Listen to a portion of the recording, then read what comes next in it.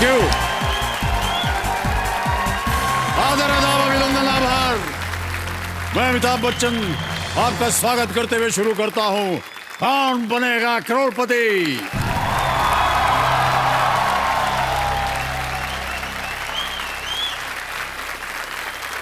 बहुत बहुत धन्यवाद आपका। बैठ जाइए, बैठ जाइए। देवियों और सज्जनों, आज खेल की शुरुआत हम करेंगे हमारी कल की roll over contestant Nupur Chauhan ji के साथ। नूपुर जी का जब जन्म हुआ तो उसी समय कुछ ऐसी मेडिकल परिस्थितियां घटी जिसकी वजह से उनके शरीर का दायां हिस्सा पैरालाइज हो गया बचपन से ही।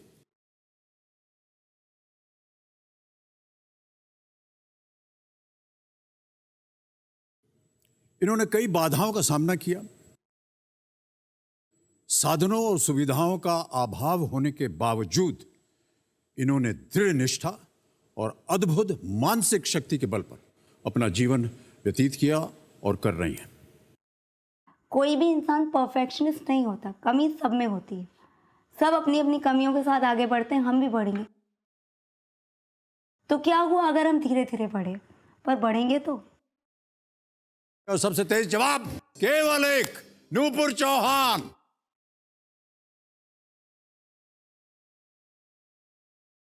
मैं केवल खड़े होकर बड़े सम्मान के साथ उनका स्वागत करता हूं। देवी और सज्जनों, नूपुर चौहान।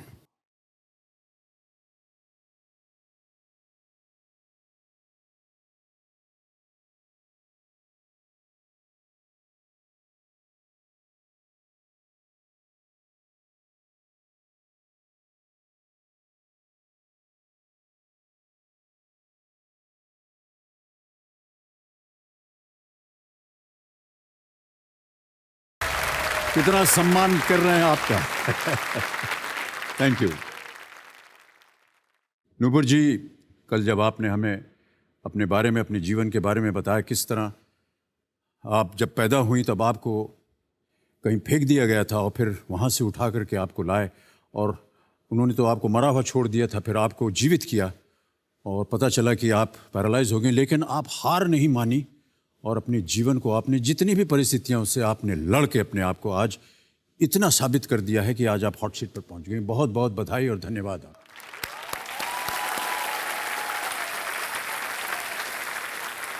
नूपुर जी, कल जब हम आपसे बात कर रहे थे तो आपने कहा था कि प्रेरणा के रूप में आपको एक कविता की पंक्ति याद आई थी और आपने व्यक्त भी किया था कि वो कविता आप सुनना चाहती।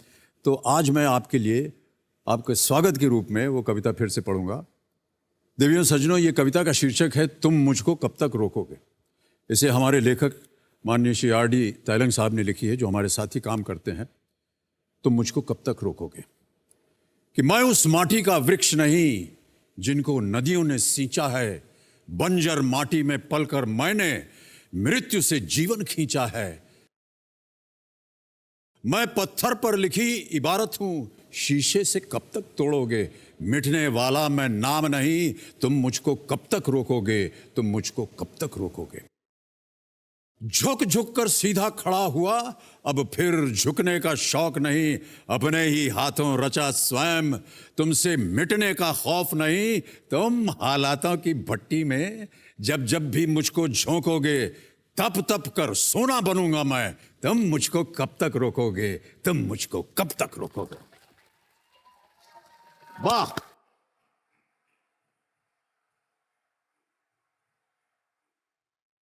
ये नूपुर जी की एक तरह से प्रेरणा स्रोत बना और उन्हीं प्रेरणाओं से आज नूपुर आप यहां बैठी हैं।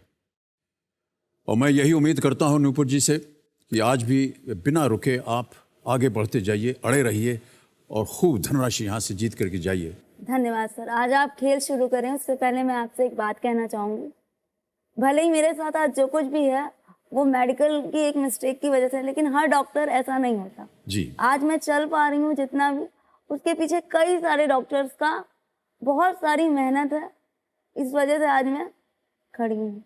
लेकिन कल आपने एक बहुत अच्छी बात कही कि हो सकता है कि मेरा शरीर जो है वो अब नॉर्मल नहीं है, लेकिन मेरा मस्तिष्क जो है वो नॉर्मल है, और ये बहुत बड़ी बात है।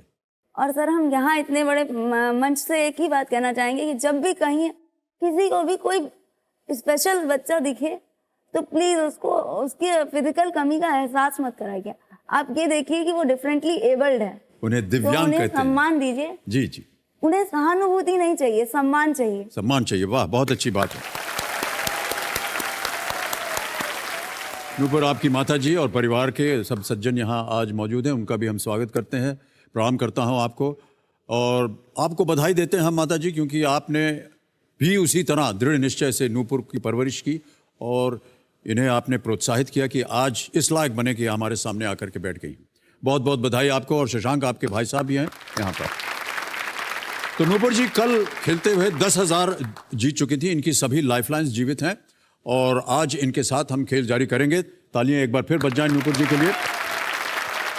नूपुर, हम आपको बता दें कि आज भी हमारे जो एक्सपर्ट हैं, वो जो कल हमारे साथ थे, पंकज पचौरी जी, वो हमारे साथ हैं। पंकज जी पिछले 3 दशकों से पत्रकारिता के क्षेत्र में अपना महत्वपूर्ण योगदान देते आ रहे हैं। ये आपके सामने प्रस्तुत है। पंकज जी, स्वागत आपका हमारे इस कार्यक्रम में। नमस्कार, धन्यवाद बहुत बहुत। और मैं भी अपनी तरफ से शुभकामनाएं देता हूं नूपुर जी को, और उनका जीवट जो है उसको नमन करता हूं। जी, बहुत बहुत धन्यवाद आपका पंकज जी। तो पंकज जी हमारे साथ पूरे खेल में मौजूद रहेंगे, इनसे आप कभी भी प्रश्न पूछ सकते हैं। तो चलिए शुरू करते हैं। Kaun Banega Crorepati? Let us play.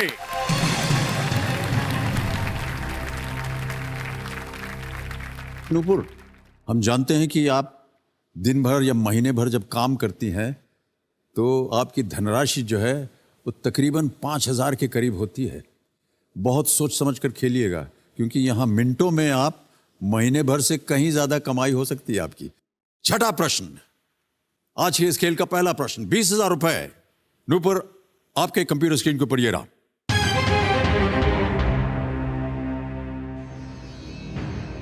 साधारण नमक का रासायनिक नाम क्या है? What is the chemical name for common table salt? Option सुनिए। A potassium chloride, B sodium chloride, C calcium, D nitrogen oxide.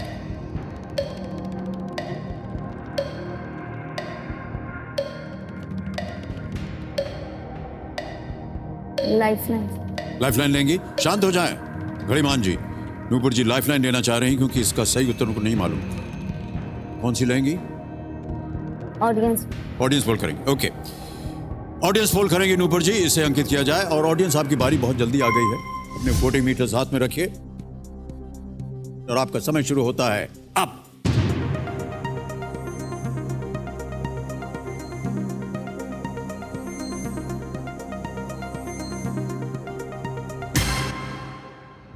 B को दिया है 74% सोडियम क्लोराइड। क्या करेंगी Nupur ji? Please lock B, sodium chloride. Lock कर दें? बी पे ताला लगाया जाए computer ji. The audience is absolutely right. Well played. Sodium chloride, इसका केमिकल फॉर्मूला होता है NaCl, Na sodium chloride Cl।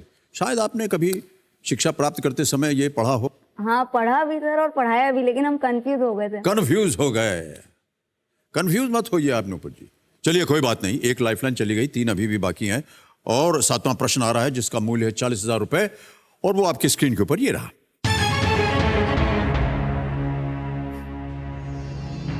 मजहब नहीं सिखाता आपस में बैर रखना, ये पंक्ति किस रचनाकार ने अपनी उर्दू रचना में लिखी थी? Who wrote this line of Urdu poetry? मजहब नहीं सिखाता आपस में बैर रखना, meaning religion does not teach enmity। चलिए ऑप्शन रखता हूं आपके सामने। ए कवि प्रदीप, बी मोहम्मद इकबाल, सी मिर्जा गालिब, डी फैज अहमद फैज। बहुत ही प्रचलित ये गाना है।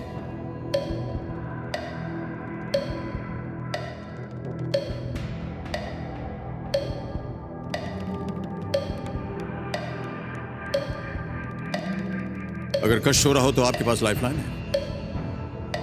लाइफलाइन से। लाइफलाइन लेंगी? हाँ जी, कौन सी? Ask the. शांत हो जाए घड़ी भाई। Ask the expert. Okay, Nupur ji को इस प्रश्न का सही उत्तर नहीं मालूम, ये अपनी लाइफलाइन इस्तेमाल करेंगी। ये इनकी दूसरी लाइफलाइन है। आस्क द एक्सपर्ट लाइफलाइन अंकित किया जाए। और पंकज जी, आपकी बारी आ गई है।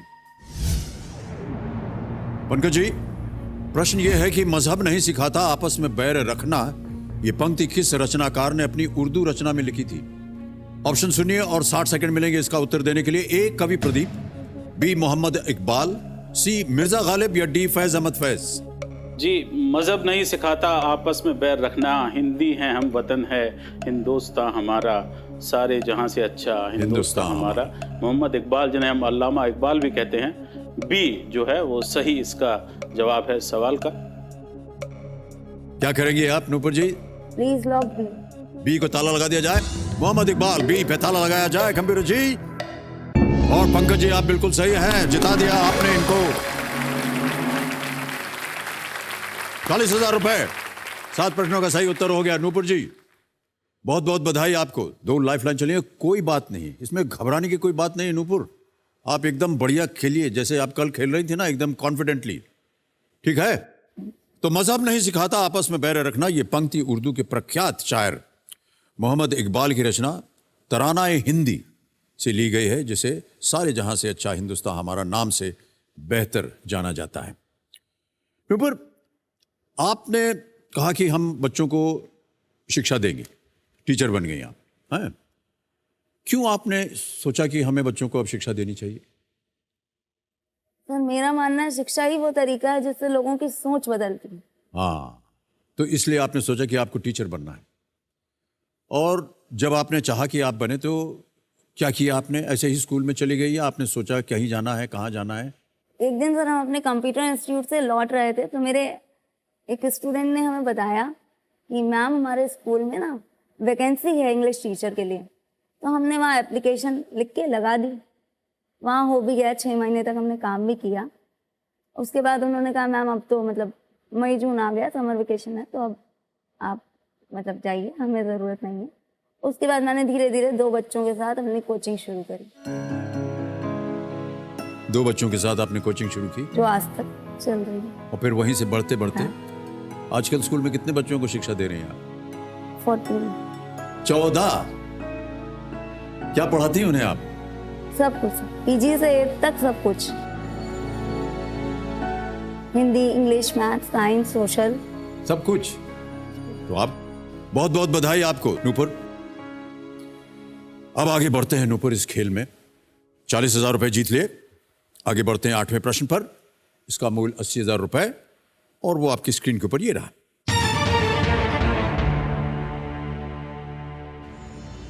ये किस केंद्रीय कैबिनेट मंत्री की आवाज है? अभी आपको एक आवाज सुनाई जाएगी, आपको बताना है कि which union cabinet minister's voice is this. तैयार है Nupur? Can we have the audio please? लोग कई बार पॉपुलर उसको मीडियम में आर पार की लड़ाई कहते हैं। उसमें जनता ने भारतीय जनता पार्टी को चुना, और अब जो वोट का आंकड़ा आया है, एक कार्यकर्ता होने के नाते इस बात का गौरव भी है कि जो उस परिवार को उस क्षेत्र में कभी वोट नहीं मिला, वो भारतीय जनता पार्टी को। फिर सुनना चाहेंगे कि ऑप्शन रखूं आपके सामने? ऑप्शन रखिए। और आपके ऑप्शन ये हैं: A Nirmala Sitharaman, B Harsimrat Kaur Badal, C Smriti Irani या D Renuka Singh? Sir please lock C, Smriti Irani. Sure है? श्योर। फाइनल आंसर आपका? Final answer C Smriti Irani. ताला लगाया जाए कंप्यूटर जी। ये सही जवाब है आपका। 80,000 जीत गए आप। 2019 लोकसभा चुनाव में भाजपा उम्मीदवार स्मृति ईरानी ने उत्तर प्रदेश के अमेठी सीट से कांग्रेस के राहुल गांधी को हराकर जीत हासिल विन किया था, तब उन्होंने ये स्पीच दिया था। हाँ, वर्तमान कैबिनेट में वे महिला एवं बाल विकास मंत्रिमंडल संभाल रही हैं।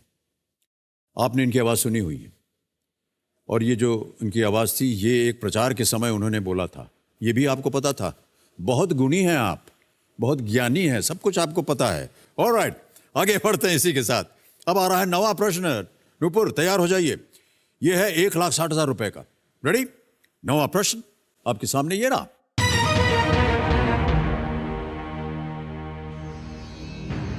विश्व का सबसे अधिक जनसंख्या वाला राष्ट्र इनमें से किस महाद्वीप का हिस्सा है? The world's most populous country is part of which continent? A Africa, B Europe, C Asia या D North America? Sir please lock C Asia. Lock कर दिया जाए। Yes, sir. एशिया से ही पता लगाइए, ऐसा कह रहे हैं नूपुर जी। सही उत्तर है आपका। 1,60,000 रुपए जीत गए आप नूपुर। बहुत बढ़िया उत्तर दिया आपने।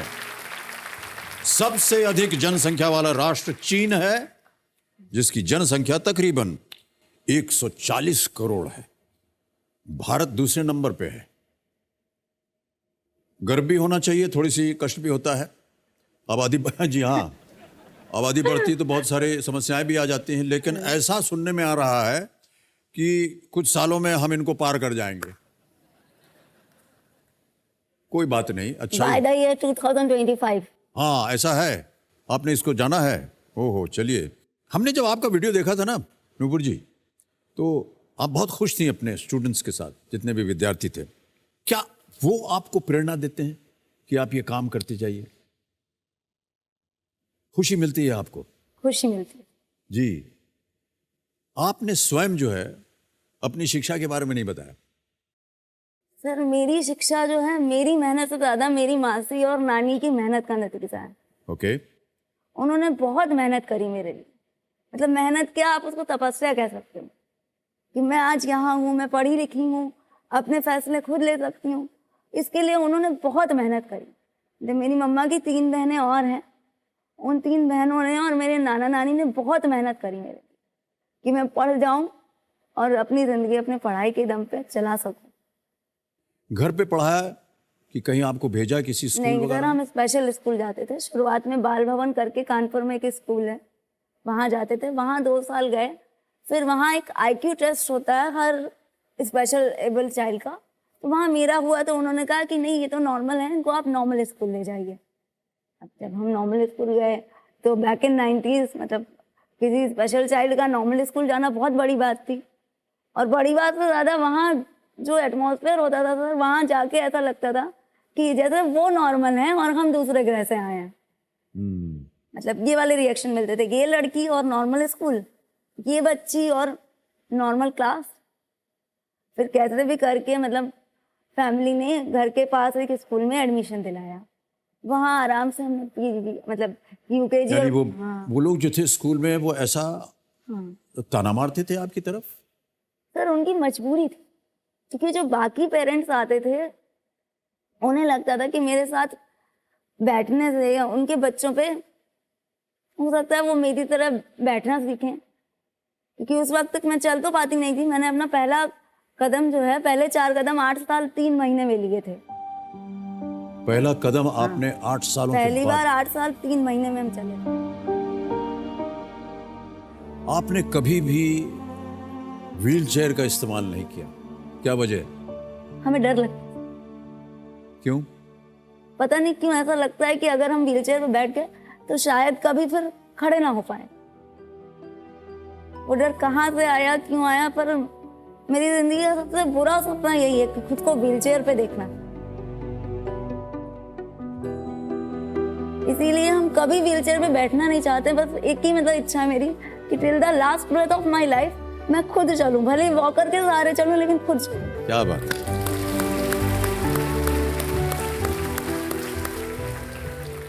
अब तो आप कुछ बोल दीजिए हम सब के लिए, नूपुर के लिए।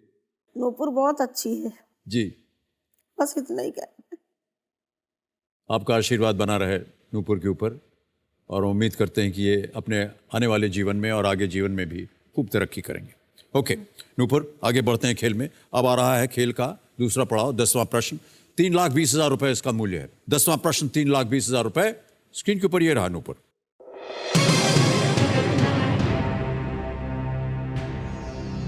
इस वीडियो में किस पक्षी के शिशुओं को दिखाया जा रहा है?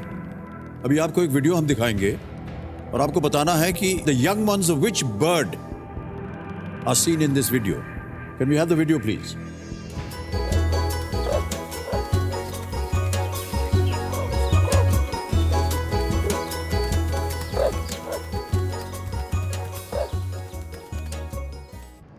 देख लिया? अब आपके सामने विकल्प रखता हूं, ध्यान से खेलिएगा। ए ऑस्ट्रिच, बी फ्लेमिंगो, सी क्रेन, डी स्टॉर्क। शुतुरमुर्ग, फ्लेमिंगो, सारस या स्टॉक?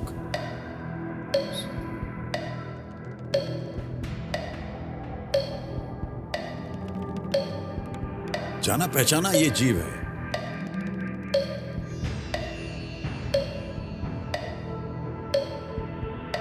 क्या चल रहा है मन में? ऑस्ट्रिच। क्या करना चाहेंगे?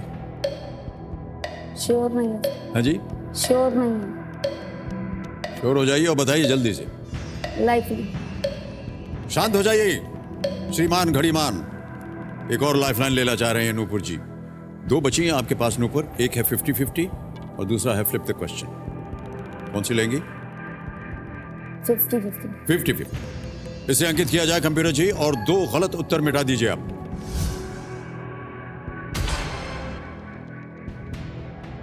ऑस्ट्रिच और फ्लेमिंगो बचे हैं, कौन सही है? A ostrich. ताला लगा दें। ऑस्ट्रिच ए पे ताला लगाया जाए computer ji. Is the right answer. 3,20,000 रुपए आप जीत गई।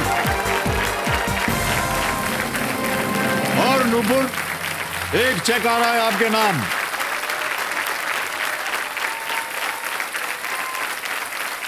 ₹3,20,000 का ये चेक है।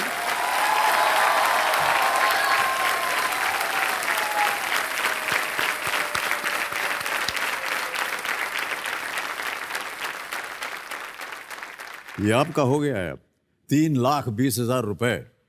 ओके, एक्सक्यूज मी सर, एक ये रख है? ये रख लीजिए। नहीं, ये तो आपका है। ये रख लीजिए, जब हम जाएंगे तब ले। नहीं, अच्छा, हम इसको नीचे रख देते हैं आपके सामने। हमें मत लौटाइए वापस ये, नहीं तो हम लेके भाग जाएंगे इसको घर। ये रहा रखा हुआ, ये आपकी कमाई है, हैं? ठीक है। मेरा ऐसा अनुमान है नूपुर जी कि जो आपकी मानसिक शक्ति है, जिस दृढ़ता ने अपने जीवन को आपने जिया है और आगे भी जिएंगी, मेरा ऐसा मानना है कि ₹3,20,000 तो कुछ नहीं है। आप और आगे जाइएगा, सम्मान प्राप्त कीजिएगा और ढेर सारी धनराशि भी जीतेगा। बहुत बहुत बधाई आपको एक बार फिर। ये जो अभी आपने वीडियो क्लिप देखा, चिड़ियां चल रही थी, ये वीडियो क्लिप सोनी BBC अर्थ द्वारा संभव हो पाया है। साइंस, नेचर, एडवेंचर से भरी ये अद्भुत दुनिया कर देगी आपको भी रिफ्रेश्ड। ओके, ₹3,20,000 आपने जीत लिए। श्रीमान घड़ीमान जी जो हैं वो अब शांत हो जाएंगे और आगे आपको परेशान नहीं करेंगे। भले आपकी 3 लाइफलाइन चली गई हैं, कोई बात नहीं, एक अभी भी बची हुई है, फ्लिप द क्वेश्चन। और हम आपको बता दें कि अब हमारा जो जैकपॉट प्रश्न है, 16वां प्रश्न, ₹7 करोड़ का, उसका द्वार खुल जाएगा। ओके, पूछते हुए बड़ा अजीब सा लगता है हमें, लेकिन हर बार हम पूछते हैं लोगों से, ये क्या कीजिएगा इस ₹3,20,000 का? घर बनाएंगे सर। घर बनाएंगे? मेरा जो गांव का घर है वो अच्छा, मतलब वेल टू डू नहीं है उतना, तो अब हम इस पैसे से अपना घर बना सकते हैं ताकि हम सब उस घर में रह के एक बारिश जी सकें। जी जी। अभी पक्का घर नहीं है? नहीं सर, बाकी सारा पक्का है, लेकिन जहाँ से एंट्री करते हैं वो कच्चा है। बारिश होती है तो पानी आता है तो कष्ट होता है। कष्ट होता है। मतलब हम वहाँ नहीं रहते, लेकिन जैसे नॉर्मल लड़कियां बारिश देख के खुश होती हैं, तो जो पहली बार बारिश देख के मन में आती है, ये आती कि बाकी फैमिली भीग रही होगी जी। तो हम बारिश पूरे मन से इसलिए नहीं देख पाते हैं क्योंकि मन में ये चल रहा होता है कि घर वाले भीग रहे होंगे। जी जी। ओके, अब आपके पास अच्छी खासी धनराशि आ गई है। उम्मीद करते हैं कि आगे भी आप और कमाएं ताकि आप अपना घर बना सकें। जिस तरह से और बच्चियां जब बारिश होती है वो देख करके खुश होती हैं, आप भी खुश हों। इस बात का डर ना रहे कि कहीं हमारा घर गिर ना जाए बारिश की वजह से। ओके, अब नूपुर जी, एक व्यक्ति हैं जो आपसे बात करना चाह रहे हैं। कमिश्नर महाशय, बताइए कहां से आ रहा है ये कॉल?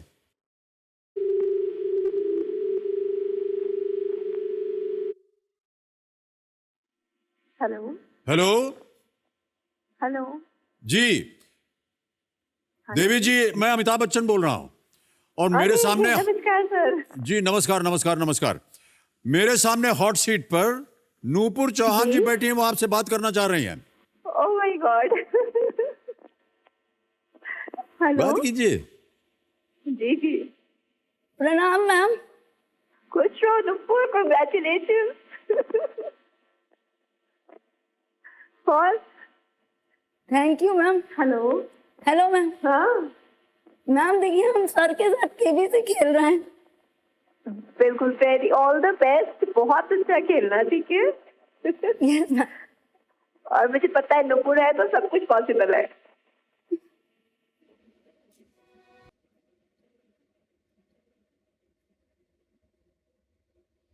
मैम आपको पता है हम 3,20,000 रुपए जीत गए हैं। ओह वेल डन, वेल डन। देखिए मैम, आपकी इंस्पिरेशन हमें कहाँ तक ले आई। वेरी गुड बेटा, very good. I am proud of you. Nupur, इनका परिचय आप देंगे हम सबको? ये सर मेरी इंग्लिश टीचर है। आपकी इंग्लिश टीचर हैं? ये मेरी इंग्लिश टीचर है, क्या नाम है इनका? तनु मैम। अच्छा, ये आपको सिखाती हैं अंग्रेजी? बहुत अच्छा आज जो नूपुर आप देख रहे हैं, इतने लोग देख रहे हैं, इस सम्मान के असली हकदार ये हैं। Oh my God Nupur.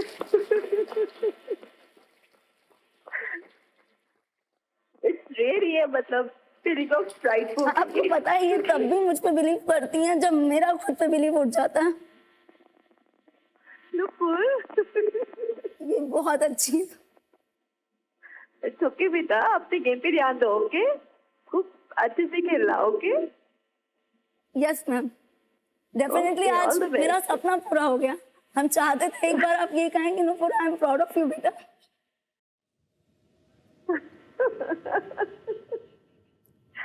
Alright. Okay, तनु जी, आपका बहुत बहुत धन्यवाद। Thank you. और जितनी भी प्रेरणा आपने दी है नूपुर को, इसके लिए हम बहुत बहुत धन्यवाद देते हैं। नूपुर तो आपको कह ही रही है धन्यवाद, लेकिन वो कह रही हैं कि सम्मान जो अगर उनको मिल रहा है आज, वो आपकी वजह से मिल रहा है। इसके लिए भी आपको हम sir, बहुत बहुत thank you, धन्यवाद thank देते हैं। you. Thank you so much. Thank you sir. Okay. Okay, क्या खासियत है तनु मैम में? ईयर 2000 में मैं पहली बार इनसे मिली थी, जुलाई में, और तब से आज तक कोई भी ऐसा मोमेंट नहीं है जहां मुझे इनकी जरूरत रही और ये ना हो। मतलब लोग शायद अपनी बहन के लिए इतना डेडिकेटेड होते होंगे, पर ये अपनी स्टूडेंट के लिए इतनी ज्यादा डेडिकेटेड है। ये एक बहुत अच्छी टीचर है।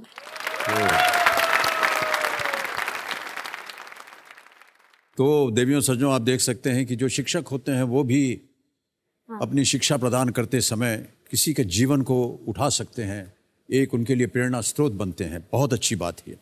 ऑलराइट नूपुर, अब आपके पास एक ही लाइफलाइन बची है, बहुत सोच समझ कर खेलिएगा। ये अगला प्रश्न आपको दे सकता है 6,40,000 रुपए। इस प्रश्न को खेलिएगा जरूर। सही हो गया तो 6,40, लेकिन दुर्भाग्यवश अगर गलत हो गया तो आप कुछ खोइएगा नहीं। 3,20 आज आप निश्चित रूप से यहां से ले जाइएगा। तैयार हो जाइए नूपुर। 11वां प्रश्न, 6,40,000 रुपए आपके स्क्रीन के ऊपर ये रहा।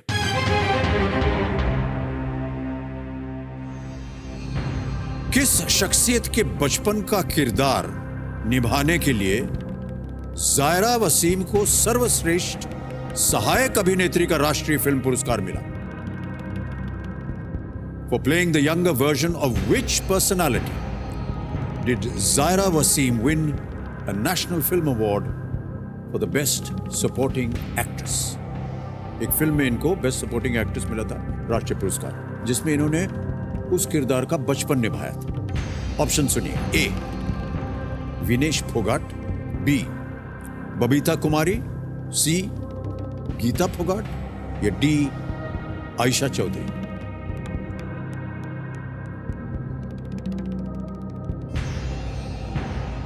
ये नाम आपने कहीं सुने हैं नूपुर? यस सर, सुनो। किससे संबंधित हैं ये भी पता होगा आपको? Women wrestling. रेसलिंग, जी हाँ।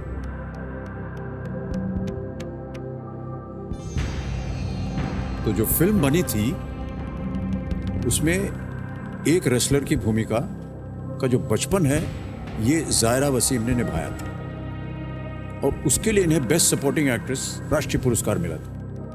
वो जो रेसलर था या रेसलर हैं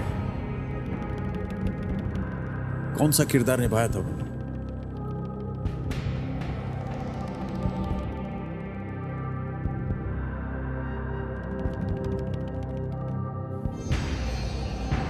सी गीता फोगाट। क्या करना चाहेंगे?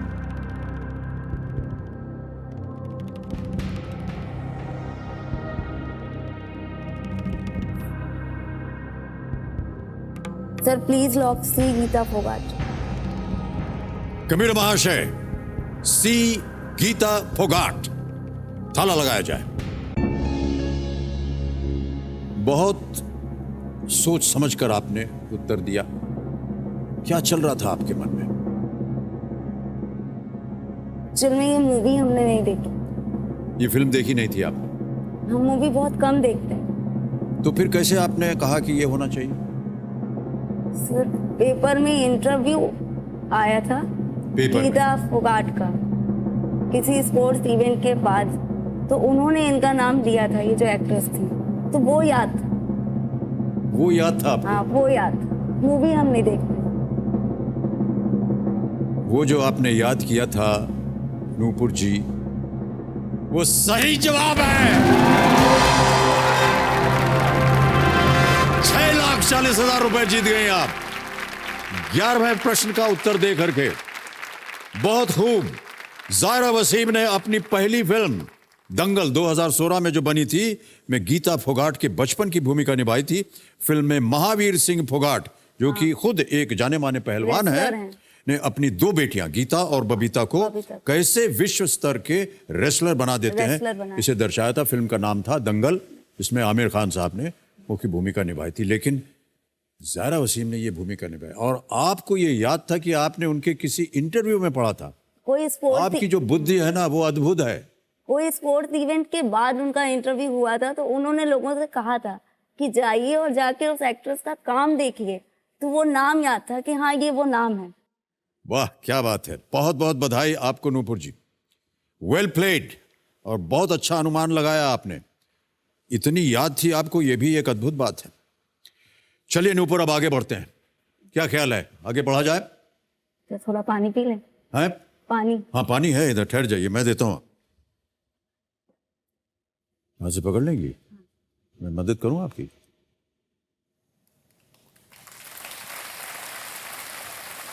धन्यवाद। बस ओके, पानी पी लिया, दिल ठंडा हो गया, मस्तिष्क रिफ्रेश हो गया। हाँ। और इसी के साथ अब अगले प्रश्न के साथ जूझिए आप। यह है 12वां प्रश्न, 12,50,000 रुपए का। रेडी नूपुर? 12वां प्रश्न, 12,50,000 रुपए स्क्रीन के ऊपर ये रहा।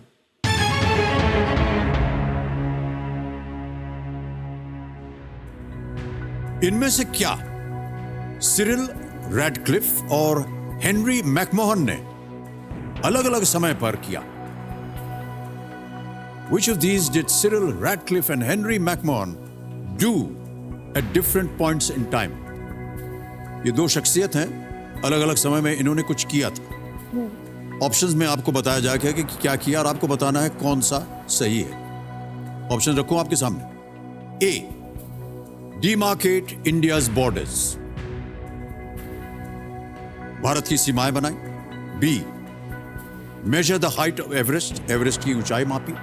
सी, play test cricket for India, Bharat के लिए टेस्ट क्रिकेट खेला। या डी, डिजाइन न्यू दिल्ली, नई दिल्ली को डिजाइन किया। Which of these Cyril Radcliffe, Henry and McMahon. Henry McMahon do at different points in time? A, demarcate India's borders, measure the height of Everest, play test cricketers for India, design New Delhi. Sir, please lock option A, demarcate India's border. Sure है? Final उत्तर आपका? हाँ sir. ताला लगाने लायक? हाँ sir. Kabir महाशय, ए, भारत की सीमाएं, demarcate India's borders, ए पे ताला लगाया जाए।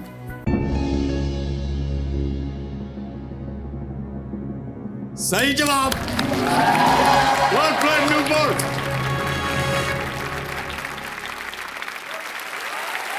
कैसे अनुमान लगाया आपने?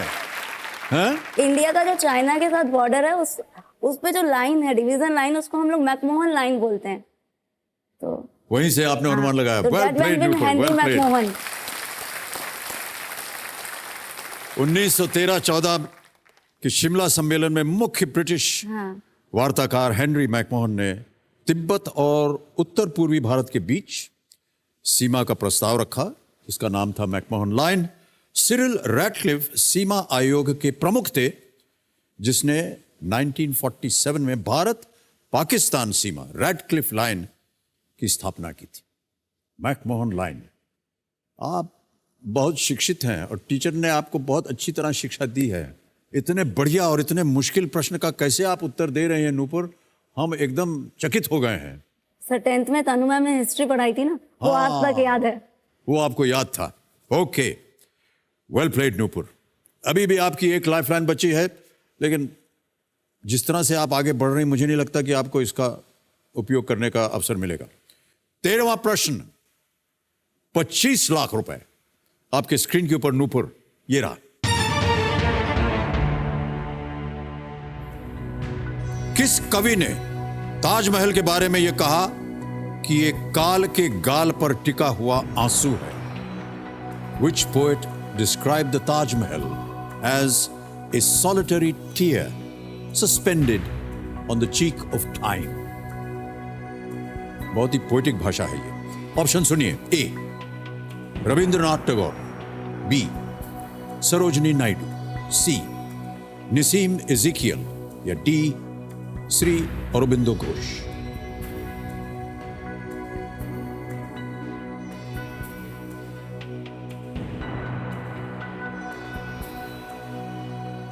किस कवि ने ताजमहल के बारे में ये कहा कि काल के गाल पर टिका है? ये कवि की वाणी है। काल के गाल पर टिका एक आंसू। बहुत ही सुंदर तरीके से इसका वर्णन किया है। कौन होगा इसमें? रविंद्रनाथ टैगोर, सरोजनी नायडू, निसीम एजिकियल, अरबिंदो घोष। और एक लाइफलाइन अभी भी बची हुई है आपकी।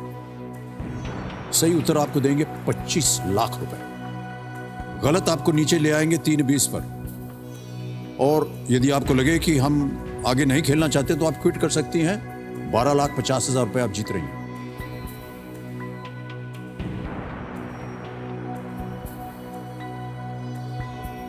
सर हम लाइफलाइन लेंगे, फ्लिप द क्वेश्चन। लाइफलाइन ले। इसका सही उत्तर नहीं मालूम? ओके। कबीर महाशय, नूपुर जी कह रही हैं कि इसका उत्तर नहीं मालूम, लाइफलाइन इस्तेमाल करेंगी। फ्लिप द क्वेश्चन की लाइफलाइन को अंकित किया जाए। नूपुर, हमें अपने दर्शकों को बताना पड़ेगा कि इस प्रश्न का सही उत्तर क्या है। किसी एक को गेस कीजिए। अरविंदो घोष।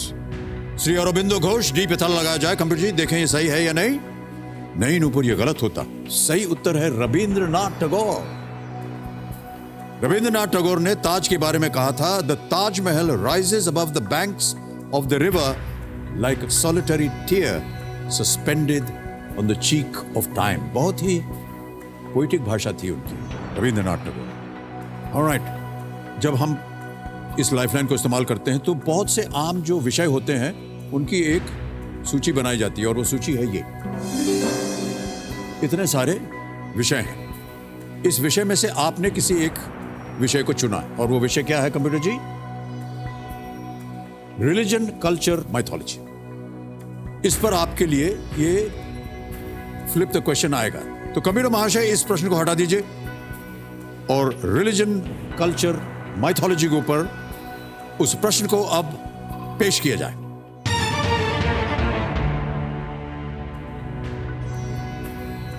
रामायण के अनुसार किसने कभी राजा त्रिशंकु के लिए एक नए स्वर्ग का निर्माण किया था? According to the Ramayana, who had once created a new heaven for King Trishanku? और आपके विकल्प आपके सामने हैं। ए, कण्व। बी, विश्वामित्र। सी, ऋष्य शृंग। या डी, कपिला या कपिल।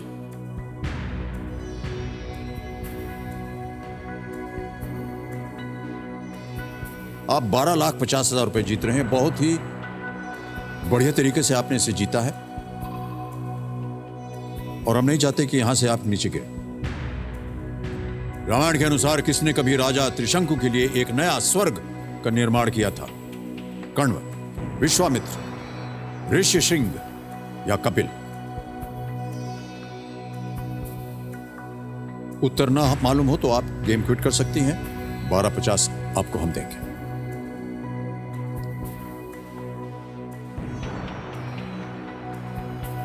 क्या करना चाहेंगे? I will quit. क्विट करना चाहेंगे? अंतिम निर्णय आपका?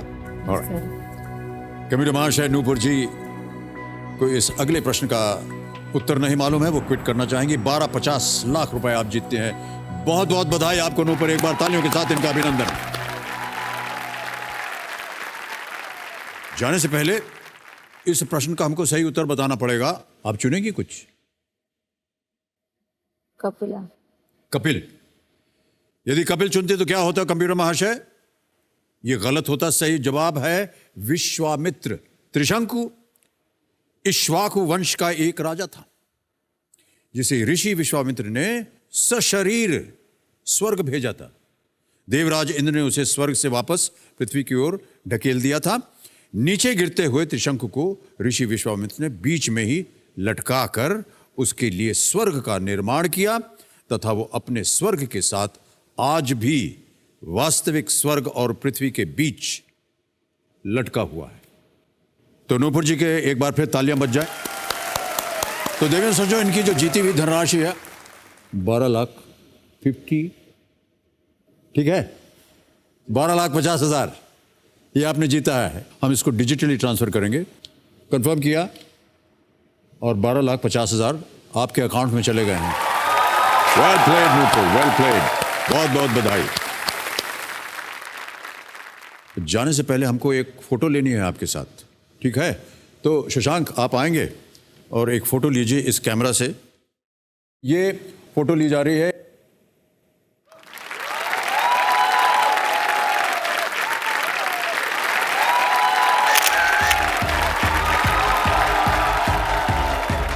Big hand for Nupur, ladies and gentlemen.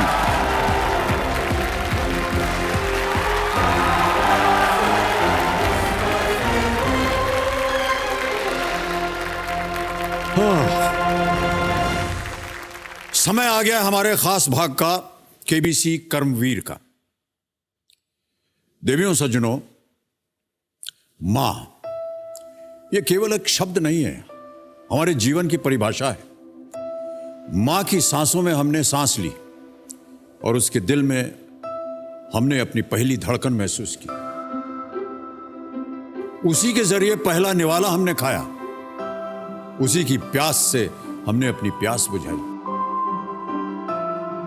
एक मां ही तो है जिसने हमें आधार दिया, एक मां ही तो है जिसने हमें यह संसार दिया। उसकी कोख ने हमें महफूज रखा और उसकी गोद में हमें सुकून मिला। वो सहला दे तो नींद आ जाती है, वो गले लगा ले तो जिंदगी संवर जाती है।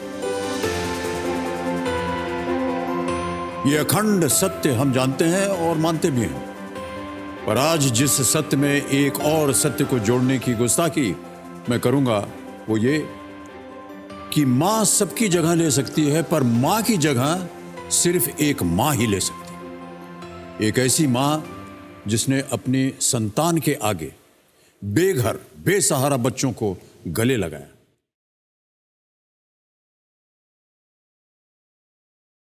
बेटे, जिंदगी यही एक रोना है, आंसू पकड़ के जीना है। अरे रडता रडता डोळे भरले आंसू सरले सरले आता हुन्न की उरले नाही जीवाले इसाव आंसू हासव ह्यात संसाराची चव। तुम्हारे आंसू में तुम्हारी जिंदगी देखो बेटा, तुमको चलना है, तुम अकेले नहीं है रे। रोते रोते हंसना सीखो बेटा, क्योंकि मैं माँ हुआ और तुम्हारे साथ हूँ। चलो आगे बढ़ो।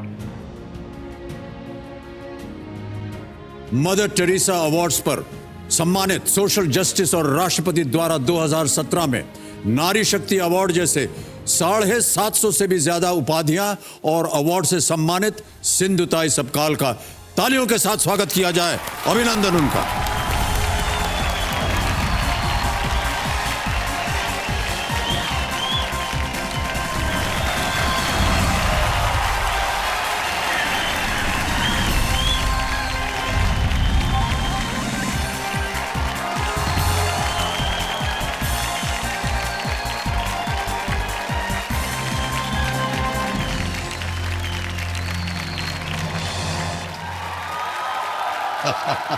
ठीक है।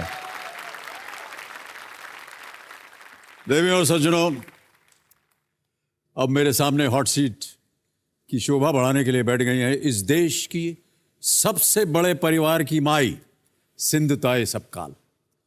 इनके परिवार में 207 जमाई राजा हैं, 36 बहुरानियां हैं और 450 से भी ज्यादा पोते पोतियां। और सुनिए, 1200 से भी ज्यादा बच्चे हैं। बहुत बहुत स्वागत आपका सिंधुताई। पहले तो मैं मेरी मन की बात बताऊं। जी जी बिल्कुल। ये दिल भी मेरा समुंदर था, ये दिल भी मेरा समुंदर था, सिर्फ प्यार का पानी था उसमें, मगर आज वो तूफान उठ आया है, सागर को पता नहीं किनारा किधर है। क्या बात, वाह वाह।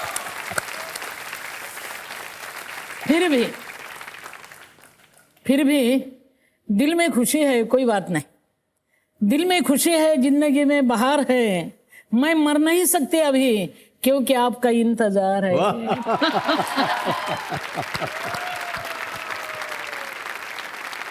बहुत अच्छा लग रहा है आपसे मिलकर। मेरे को भी। ये दोबारा मुलाकात हो रही है मुझे। यस। एक बार आपके ऊपर एक फिल्म बनी थी, हैं? आनंद महादेवन जी ने शायद बनाई थी उसको, और उसका विमोचन था। आपने किया था? और हमने किया था, और आपसे तब हम मिले थे। और दूसरी बार आपके हाथ से अवार्ड लिया था मैंने। बिल्कुल सही कहा आपने। बहुत बहुत बधाई और स्वागत आपका सिंधुताई। सबसे पहले हम आपसे जानना चाहेंगे सिंधुताई कि आप अपने काम के बारे में हमें कुछ बताएं।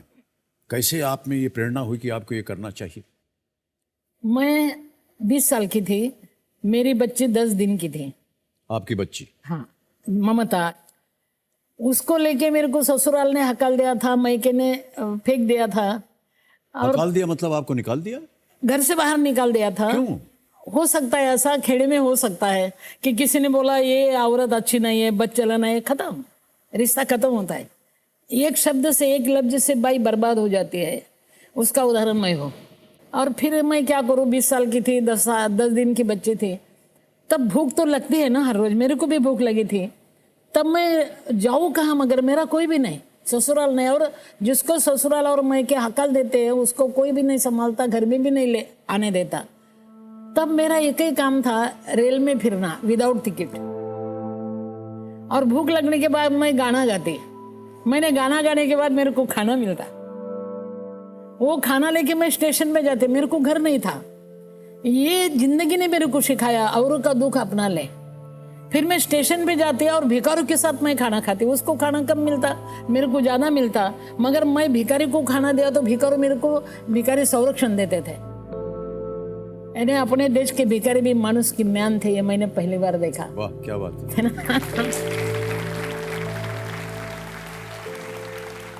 मैं दिन भर तो बांट के खाती, मगर सवाल रात का होता। मैं 20 साल की थी ना, फिर रात को मेरे को आदमी का डर लगता था। मेरे पास कोई नहीं था, साथी में ले गाती तो अकेला भला। फिर रात को मेरी एक ही जगह थी, वो शमशान में। हाँ, क्योंकि मेरे को मालूम था कि मरने के बाद ही कोई वहां जाता है, रात को कोई नहीं आता। अच्छी जगह हमारे लिए, मगर रात को कोई मेरे को देखता ना, वो जोर जोर से चिल्ला चिल्ला के भाग जाता, भूत भूत करके।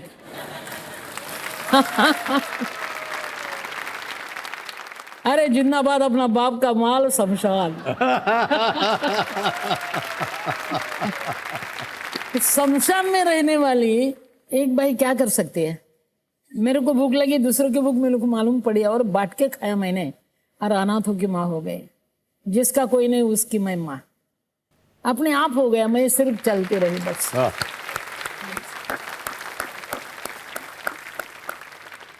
आपकी जो संस्था आपने बनाई उसकी शुभकामनाएं हम देते हैं। हमारे पास एक उसका वीडियो बना हुआ है, हम चाहते हैं कि हमारे दर्शक देखें उसे। Can we have that video please?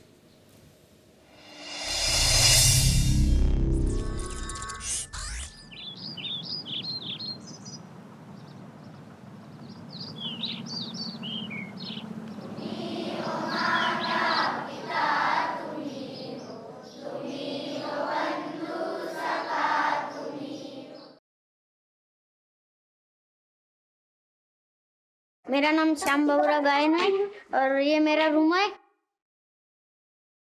और ये मेरा बेड है और मैं सुबह उठता हूँ, ब्रश करता हूँ और बेड लगाता हूँ, चादर गिदर को भी है और बैग लेता हूँ, नीचे जाता हूँ, बॉटल गिटल भरते हो, टिफिन गिफिन भरता हूँ और नाश्ता करता हूँ और टाइम होगा मैं मेरे स्कूल में चला जाता हूँ। I will ask you question, you tell answers. What disaster occur in picture number 1? Earthquake. यह हमारा खाने की जगह है और यहाँ हम सुबह का नाश्ता भी करते हैं और दिन का खाना भी खाते हैं और शाम का नाश्ता भी करते हैं और रात का खाना भी खाते हैं। चलो हम दिखाते हैं। ये हमारी खाना बनाने की जगह है और ये देखो ये ताई रोटी बना रही है और ये भी ताई रोटी बना रही है और ये ताई आलू बैंगन की सब्जी बना रही है दिन के लिए और ये देखो ये ताई पोहा बना रही है और मुझे भी बहुत भूख लग रही है और मैं भी खाता हूँ।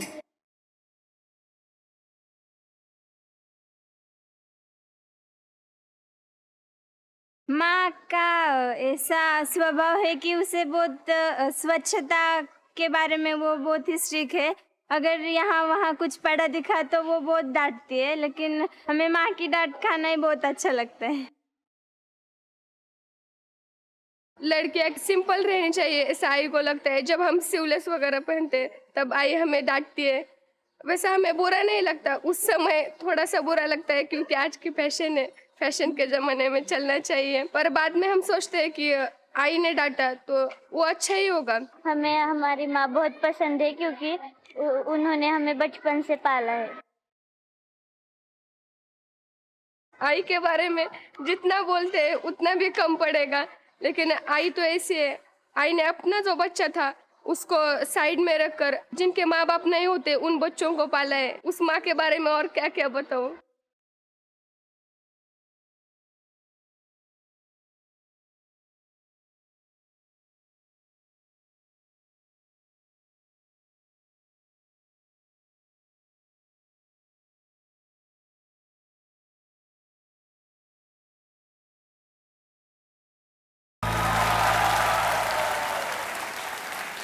ये जो बच्चे आपके पास आते हैं, ये आते कहाँ से और कैसे पता चलता है उन्हें या आपको कि इन बच्चों को सहायक बनना चाहिए, इनकी सहायता करनी चाहिए? नहीं, वो अभी तो शासन मेरे पास भेजते हैं। अच्छा। यानी महिला बाल कल्याण। पहले मेरे को क्या कायदा होता है, कैसा होता है, समाज कल्याण क्या है, ये नहीं मालूम था। फिर मैं संभालना इतना मैं जानती थी। तब मैं क्या करती, रात रात मैं घूमती, दिन भर मैं घूमती और एक गांव में मैं 2 दिन नहीं रहती। और घूमते घूमते कभी एक आधा बच्चा कहीं डाला हुआ है, कुत्ते इधर उधर, मैंने उसको काटा नहीं, मगर वो रो रहा है, कोई भी नहीं उठाया। ये बच्चा है फेंक दिया है, नको अपने को नको, वो मैं उठाती।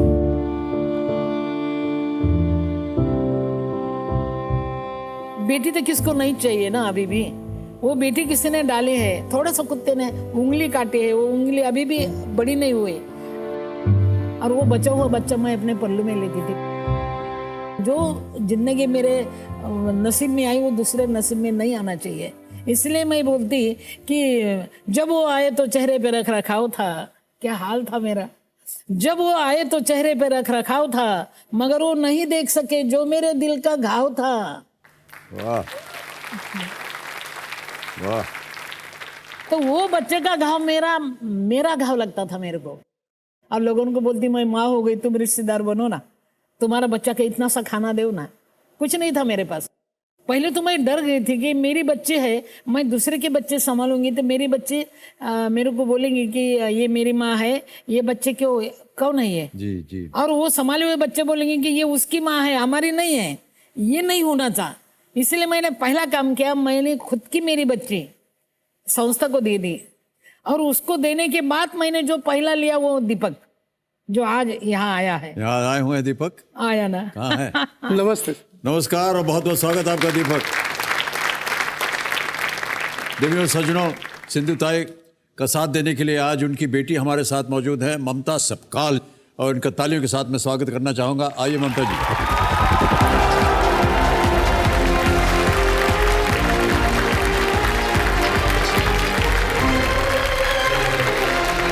बस बस बस आइए।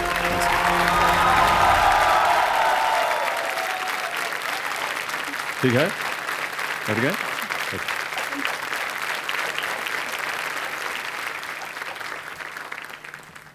ममता जी इनकी बायोलॉजिकल बेटी है, और अभी जैसे सिंधुताई कह रही थी कि जब बाकी बच्चे आने लगे तो आपने इनको सबसे पहले अलग किया ताकि मतभेद ना हो उन बच्चों में। आपको कैसा लगा ममता जी? सर पहले तो ये बात है कि मैं माँ के साथ रही नहीं जी। खुद का घर नहीं था माँ का। बचपन मेरा मंदिर में गया। बाद में जब उसने पूना में रखा तो उस वक्त यही सोच थी कि माँ ने रखा है तो रहना है, जो वो कह रही है वही सही है। लेकिन मैं जब एक बेटी की माँ बनी और रात में वो नींद में उसके हाथ गले में पड़ जाना, उसने किसी भी बात पे खुश होके गले लग जाना, उस वक्त मैंने फील किया कि एक बेटी होने के नाते मैंने क्या मिस किया है और एक माँ होने के नाते माँ ने क्या मिस किया है। वाह, क्या वो बात है। एहसास तब आया। तो ममता जी आप माँ के आश्रम को संभालती हैं जी। और जो चैरिटी है जिसके लिए आज आप खेल रहे हैं जी। उसे आप संभालती हैं। जी क्या क्या काम करती हैं आश्रम में आप? जी, पूरा आश्रम का मैनेजमेंट का काम पूरा मैं देखती हूँ, जिसका नाम सन्मति बाल निकेतन है। संस्था हम बोलने के लिए ये वर्ड यूज़ करते हैं कि ये संस्था है, लेकिन वो माँ का घर है। वहाँ कोई सर मैडम ये हम लैंग्वेज यूज़ नहीं करते। जी। माँ को सब माँ बोलते हैं, मुझे सब ताई बोलते हैं। जो रिश्ता हम उनके साथ बना सके वो, ताकि वो गेट के बाहर जब निकले यहाँ से तो उसे लगे कि मैं कुछ रिश्ते पीछे छोड़ के जा रहा हूँ। कोई तो है जो पीछे है, जो मुझे सपोर्ट कर रहा है, और उन लोगों को रिश्ता कौन देगा? हम ही देंगे ना। क्या बात है, बहुत खूब। तो सिंधुताई और ममता जी आपका एक बार फिर बहुत बहुत स्वागत हमारे इस कार्यक्रम में। और आज के साथ हम ये खेल खेलेंगे और जितना कुछ भी आप यहाँ से आज कमा के जाएंगे वो आपके आश्रम में चैरिटी के रूप में दिया जाएगा। तो सबसे पहले आपको नियम मैं सुना देता हूँ। नियम यह है कि एक यहाँ पर वृक्ष खड़ा होगा। ये एक 15 प्रश्नों का धनालय है। 1000 रुपये से शुरुआत होगी, फिर अगला प्रश्न 2000 और बढ़ते बढ़ते ये जाए गए 15वें प्रश्न पर, जिसका मूल्य है 1 करोड़ रुपए।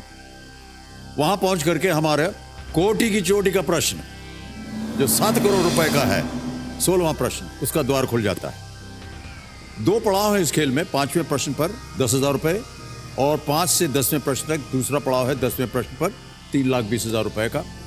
पहले 5 प्रश्नों के लिए हमारे यहाँ पर एक श्रीमान घड़ीमान है, ये बजते रहेंगे। 45 सेकंड मिलेंगे आपको प्रत्येक प्रश्न का उत्तर देने के लिए। 5वें प्रश्न से 10वें प्रश्न पर जब जाएंगे तो आपको 60 सेकंड मिलेंगे उत्तर देने के लिए। और जब आप 10वें प्रश्न को पार कर दीजिएगा तब ये श्रीमान घड़ीमान शांत हो जाएंगे, आपके पास समय 4 हमने आपकी लाइफ लाइन रखी हुई है। एक जीवन दान की तरह है ये लाइफ लाइन्स। कहीं भी आप अटक जाएं, आपको किसी प्रश्न का उत्तर ना मालूम हो तो आप इनका उपयोग कर सकते हैं। पहली लाइफ लाइन है ऑडियंस पोल। ये यहाँ की जितनी भी जनता है इनसे आप प्रश्न पूछ सकती हैं। इनके पास 15 सेकंड मिलते हैं उत्तर देने में। दूसरी लाइफ लाइन है 50-50, यानी अगर आपने उस लाइफ लाइन का उपयोग किया तो 4 जो विकल्प हैं उनमें से 2 गलत विकल्प मिट जाएंगे और 2 ही बाकी बचेंगे। उनमें से 1 सही होगा, 1 गलत। केवल आपको बताना है सही क्या। तीसरी लाइफ लाइन है फ्लिप द क्वेश्चन, पलट पलट। अगर आपको जो प्रश्न आपने देखा वो आपको पसंद नहीं आया या आपको लगे कि इसका उत्तर हम नहीं जानते हैं, तो आप कह सकते हैं कि हम ये लाइफ लाइन इस्तेमाल करेंगे और कंप्यूटर जी आपको एक और दूसरा प्रश्न रखेंगे। और चौथी लाइफ लाइन है आस्क द एक्सपर्ट। हमारे यहाँ पर एक एक्सपर्ट हैं, वो बहुत ही जानी मानी हस्ती होती है, उनसे आप प्रश्न पूछ सकते हैं कि इसका उत्तर बताइए, वो बताएंगे। हमारे जो आज के एक्सपर्ट हैं देवियों सज्जनों, वो हैं पंकज पचौरी जी।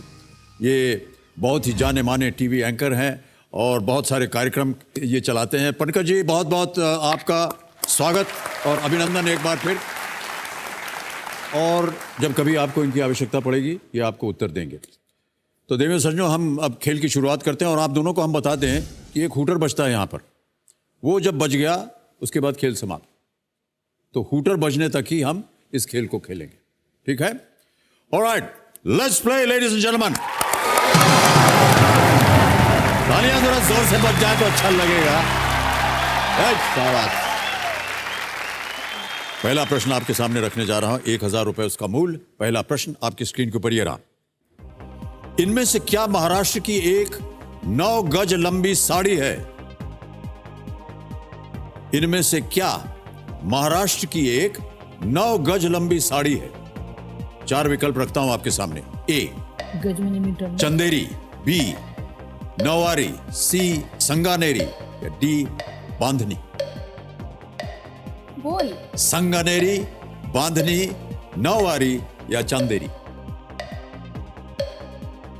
बोल। सब Nauvari. B Nauvari. B Nauvari. B Nauvari. Nauvari. ताला लगा दें इसे। नौवारी बी पे ताला लगाइए कंप्यूटर जी। सही जवाब है आपका, 1000 जीत गए आप। नौवारी का अर्थ होता है 9 गज लंबा कपड़ा। ये मैंने पहने है ना। हमने सुना है सिंधुताई कि आप सिर्फ यही रंग पहनती हैं साड़ी का, पिंक। क्यों? जिंदगी में इतना काला देखा, इतना काला देखा, थोड़ा गुलाबी होने दो ना। वाह, बहुत खूब, बहुत खूब बात की आपने। चलिए अगला प्रश्न रखते हैं। दूसरा प्रश्न, इसका मूल्य है 2000 रुपए। अगला प्रश्न स्क्रीन के ऊपर ये रहा कि इनमें से कौन सा व्यंजन चावल, ज्वार, बाजरा और भुनी हुई दालों को पीस कर बनाया जाता है? Which of these dishes is made by mixing rice, jowar flour, roasted lentils and millet? Option सुनिए। ए थालीपीठ, बी मिसल पाव, सी भेलपुरी या डी वड़ा पाव? ये थालीपीठ। ए थालीपीठ। फाइनल उत्तर आपका? ताला लगा दें। थालीपीठ पे ताला लगाया जाए कंप्यूटर जी। बिल्कुल सही जवाब है आपका, 2000 जीत गए आप। थालीपीठ एक अत्यधिक पौष्टिक व्यंजन है, बहुत ही पौष्टिक व्यंजन है। आमतौर पर इसे सफेद मक्खन के साथ खाया जाता है। आपको क्या पसंद है इनमें से? थालीपीठ खाया होगा आपने कई बार। नहीं, वो क्या होता है, गरीबी बुरी होती है ना। गरीब के घर में एक पीठ नहीं होता, इतना सा होता है, ये इतना सा होता है, वो उतना सा होता है। भूख तो लगी है ना, वो सब पीठ एक जगह करके उसका रोटला बनाते हैं, उसको थालीपीठ बोलते हैं और खाते हैं। ओके सिंधु साहब, तीसरा प्रश्न 3000 रुपए आपकी स्क्रीन के ऊपर ये रहा कि इनमें से कौन सा वाद्य यंत्र 2 हिस्सों से बना होता है जिन्हें दाया और बाया कहा जाता है? Which musical instrument consists of 2 parts, one called the daya and the other the baya? A घटम या घटम, B पखावज, C तबला या D मृदंगम? बोल। सी तबला। श्योर? ताला लगा दे। तबला सी पे ताला लगाइए कंप्यूटर जी। ये भी सही जवाब है आपका, 3000 जीत गए आप। दाहिने हाथ से बजाए जाने वाले तबले को दाया या दाहिना कहते हैं और बाएं हाथ से बजाए जाने वाले तबले को बाया या बाहिना कहते हैं। ये उनके लिए सही है जो बाएं नहीं हैं। तो जो बाएं हैं उनका क्या होगा? ये बताएंगे कुछ? हम नहीं बता सकते। तो हमारा तो हम तो बाएं हाथ, हम बाएं हैं। हमने लिखावट हम दाहिने हाथ से करते हैं, बाकी सब कुछ बाएं हाथ से होता है। तो अगर तबला बजाना होगा तो कैसे बजाएंगे? समझ ऐसे बजाना पड़ेगा। ऑलराइट सिंधु ताई, हमने सुना है कि आप गाना वाना बहुत गाती हैं। आपने कहा कि ट्रेन में आप जाकर के गाना वाना गाया करती थी। एक गाना हमको सुना दीजिए अभी आप। हमसे न तू खाने की ना पीने की बात कर, मर्दों की तरह दुनिया में जीने की बात कर। क्या बात है, वाह वाह वाह।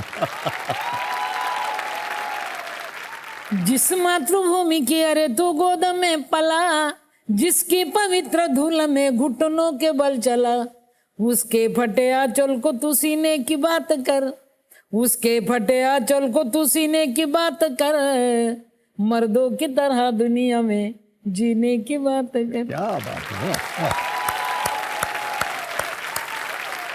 बहुत बहुत धन्यवाद आपका सिंधु ताई। बहुत प्रभावित हो रहे हैं हम आपसे।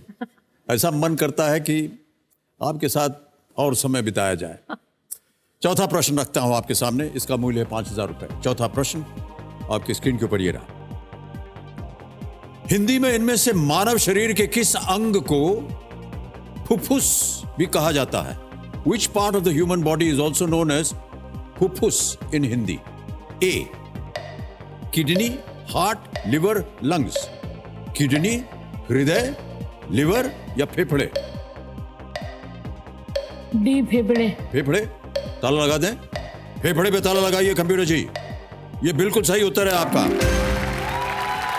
फुफ्फुस जो है वो फेफड़े को कहा जाता है। अच्छा, एक बात बता दें आपको, पहली दफा हमने सुना ये नाम फुफ्फुस। कितने लोगों ने सुना था इसको पहले? मराठी में बोलते हैं सर। मराठी में बोलते हैं जी, फुफ्फुस? फुफ्फुस बोलते हैं मराठी में। ओहो, अच्छा। फुफ्फुस नाम कहाँ से आया? फुसफुस करता रहता है इसलिए? नहीं, अच्छा ऐसे ही होगा। ओके, ऑलराइट सिंधु ताई, अब पहला पड़ाव आ रहा है, 5वां प्रश्न। इसका मूल्य है 10,000 रुपए।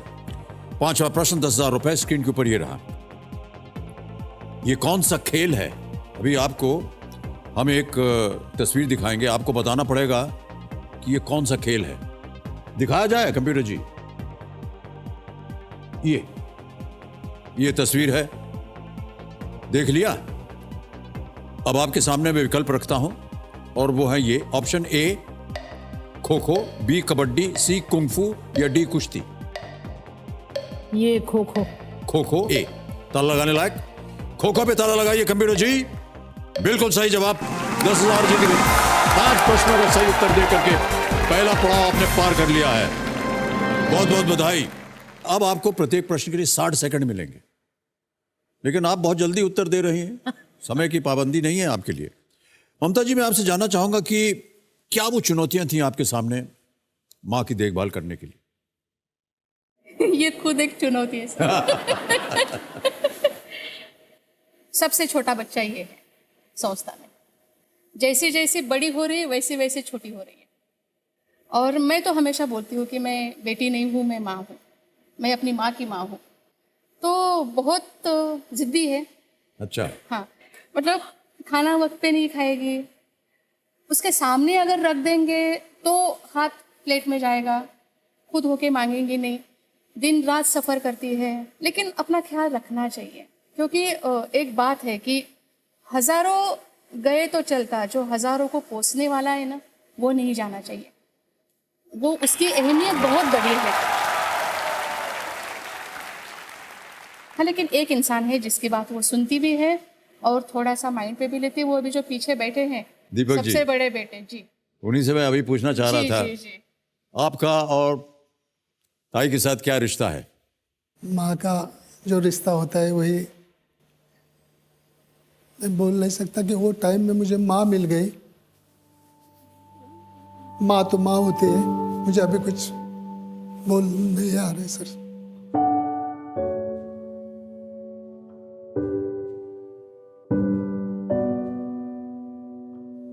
बहुत भावुक हैं आप दीपक जी। हाँ, वो और इमोशनल हो गया है, लेकिन वो बहुत झगड़ा भी करता है। अच्छा। बहुत। तो दीपक कैसे मिले आपको सब? ऐसा चलता चलता मिला और बहुत बड़ा हो गया अभी। और बहुत खुनसे है वो, बहुत मतलबी है वो। जब मेरी ममता मेरे पास आती है ना, तो वो पीछे से मेरे को बोचकारता है, उसको मत लो, मेरे को लो। ये अभी भी चलता है। अभी भी चलता है। जी जी। वो भी भूल गया कि मैंने उठाया है और मैं भी भूल गई मैंने उसको जन्म नहीं दिया। लेकिन कहाँ मिले आपको दीपक? पुणे का ही था वो। सबने, बहुत गरीबी थी, संभालने वाला कोई नहीं था। मैं रेल में फिरती थी ना, तो वो जगह पे मिला। कोई नहीं उठाता था, उसके मुंह से खून आ रहा था, बीमार था वो। मैंने उठाया उसको। ये डॉक्टर को दिखाओ, वो डॉक्टर को दिखाओ। 3 दिन तो उसको होश नहीं आता था, बेहोश रहता था। मगर वो पहला था ना, मेरी माँ जाग गई थी और मेरा पहला बेटा था ना, इसलिए पूरा गुनाह माफ किया मैंने उसको। अभी वो मेरे को संभालता है, मगर तकलीफ भी देता है। भाग्यशाली हैं आप दीपक कि आपको सिंधु ताई जैसी माँ मिली। ओके, आगे बढ़ते हैं खेल में। अब आ रहा है छठा प्रश्न और इस प्रश्न का उत्तर देने के लिए आपको मिलेंगे 60 सेकंड। छठा प्रश्न 20,000 रुपए आपकी स्क्रीन के ऊपर ये रहा।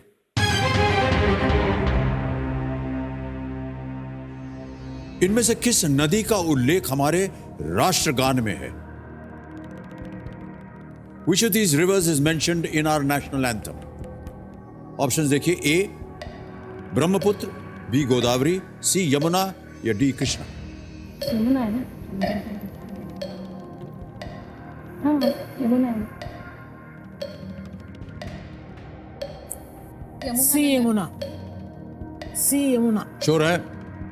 मन में आपने गा लिया होगा, बाहर गाती तो सबको खड़े होना पड़ता है कि नहीं? राष्ट्रगान जब बजता है तो उसको सम्मान देने के लिए हम लोग सब खड़े हो जाते। आपने कहा सी यमुना, इस पे ताला लगाया जाए कंप्यूटर जी। बिल्कुल सही उत्तर है आपका, आप जीत गए हैं 20,000 रुपए। विंध्य हिमाचल यमुना गंगा, ऐसे आती है लाइन। बिल्कुल सही कहा आपने। ऑलराइट, 6 प्रश्नों का सही उत्तर दे दिया। 7वें प्रश्न पे पढ़ेंगे जिसका मूल्य है 40,000 रुपए, और वो प्रश्न आपके सामने ये रहा।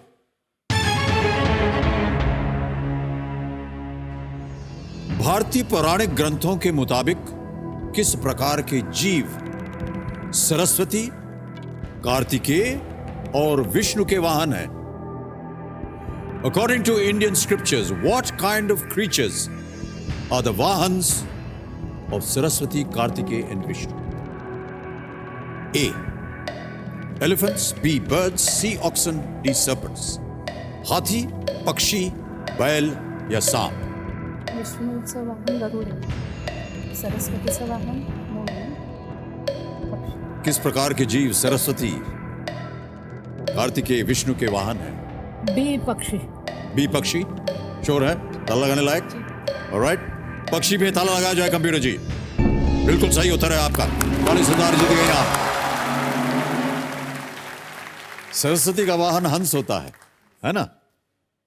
कार्तिकेय का मोर और विष्णु गरुड़, ये उनका वाहन होता है। सरस्वती, आप एकदम सरस्वती की छाया हैं क्योंकि आपने इतना शिक्षा दिया है, पाल पोस कर बड़ा किया है। सरस्वती से कम आपकी भावनाएं नहीं है। सिंधुताई, हम आपसे जानना चाहेंगे, बहुत सारी बाधाएं आती होंगी आपको इस काम में। किस तरह की बाधाएं आई? पहली बाधा तो मेरे को भाषण देने के बाद राशन मिलता है।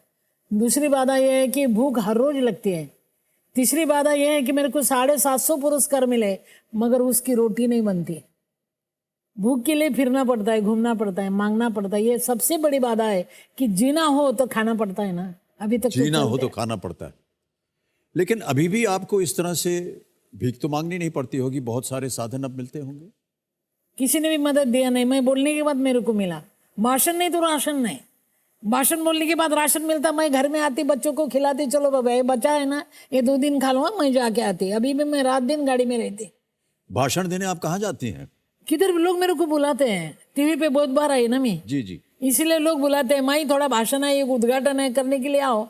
मैं अच्छा भाषण देती, फिर उसको बोलती मैंने भाषण दिया, अभी राशन दो ना।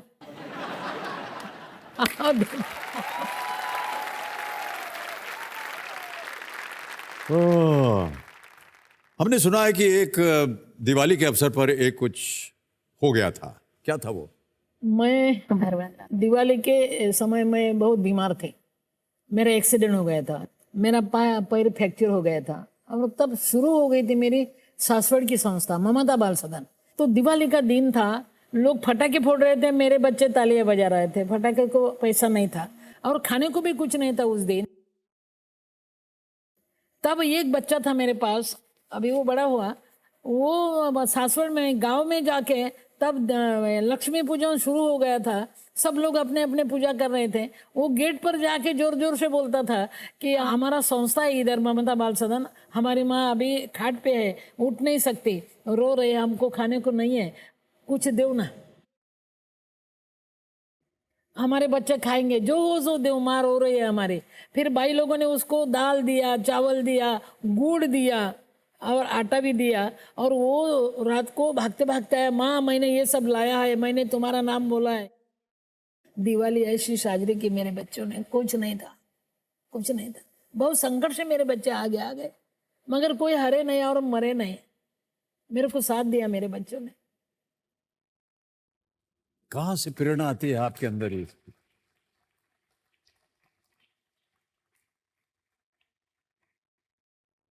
अद्भुत हैं आप सिंधुताई।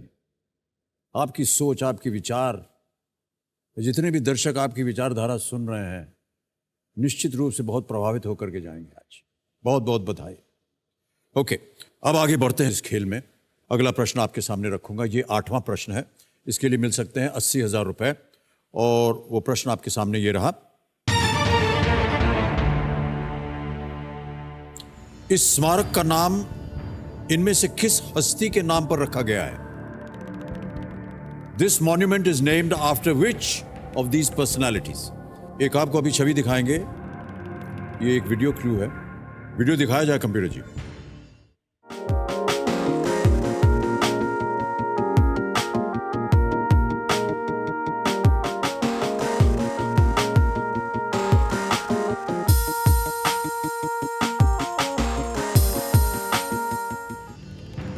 देख लिया। अब आपके सामने विकल्प रखता हूं। ए ले कॉर्ब्यूसियर, बी फ्रेडरिक बार्थोल्डी, सी बेंजामिन हॉल या D Gustave Eiffel. Eiffel tower Eiffel tower lifeline miss करायची का? हाँ करो ना, करो करो। ऑडियंस को भी हाँ, ये अंग्रेजी वाला तो मेरे को कुछ नहीं समझता। ममता जी को मालूम होगा, वो आपकी सहायक बनी है इसमें। आईफिल तो लग रहा है क्योंकि क्या करेंगी? आईफिल लग रहा है मुझे। ओके, क्या करें? D Gustave Eiffel. जी। कंप्यूटर महाशय, डी गुस्ताव आइफल पे ताला लगाया जाए। आप सोच रही थी कि होगा कि नहीं होगा, लेकिन जो नाम है उनका सरनेम, उससे शायद आपको पता चला कि यही होना चाहिए। आपने सही उत्तर दिया है, बहुत बहुत बधाई। यह आईफल टावर का निर्माण गुस्ताव आइफल द्वारा 1889 में एक्सपोजिशन यूनिवर्साले के लिए किया गया था, जो कि फ्रेंच रेवोल्यूशन की 100वीं वर्षगांठ का जश्न मनाने के लिए था। आईफल। और मैं आपको बताना चाहता हूं देवेंद्र संजो की यह वीडियो क्लिप सोनी BBC अर्थ द्वारा संभव हो पाया। साइंस, नेचर एंड एडवेंचर से भरी ये अद्भुत दुनिया। और सिंधुताई, हम आपसे पूछना चाहते हैं, आपके आश्रम में बेटियां ज्यादा हैं या बेटे? बेटियां ज्यादा है। बेटी ज्यादा? उसके संरक्षण की गरज है। बेटा बाद में, पहले मैं बेटी लेती। बहुत अच्छा काम करती हैं ये। एक छोटी बच्ची जो है वो आश्रम में आपके पास छोड़ गए थे, उसके बारे में आप हमें बताएंगे? एक्चुअली रात के वक्त माँ को फोन आया करते थे उस वक्त में, अगर ऐसी कोई बात हुई तो जी। जैसे 2:30-3 के करीब में एक फ़ोन आता है कि माई अभी जन्म हुआ है, बेटी है, क्या आप ले सकते हैं? तो माई जैसे खामोश है कि अब इतने बजे फ़ोन आया है, नहीं नहीं आप अगर नहीं ले सकती है तो हम देखते हैं फिर क्या करना।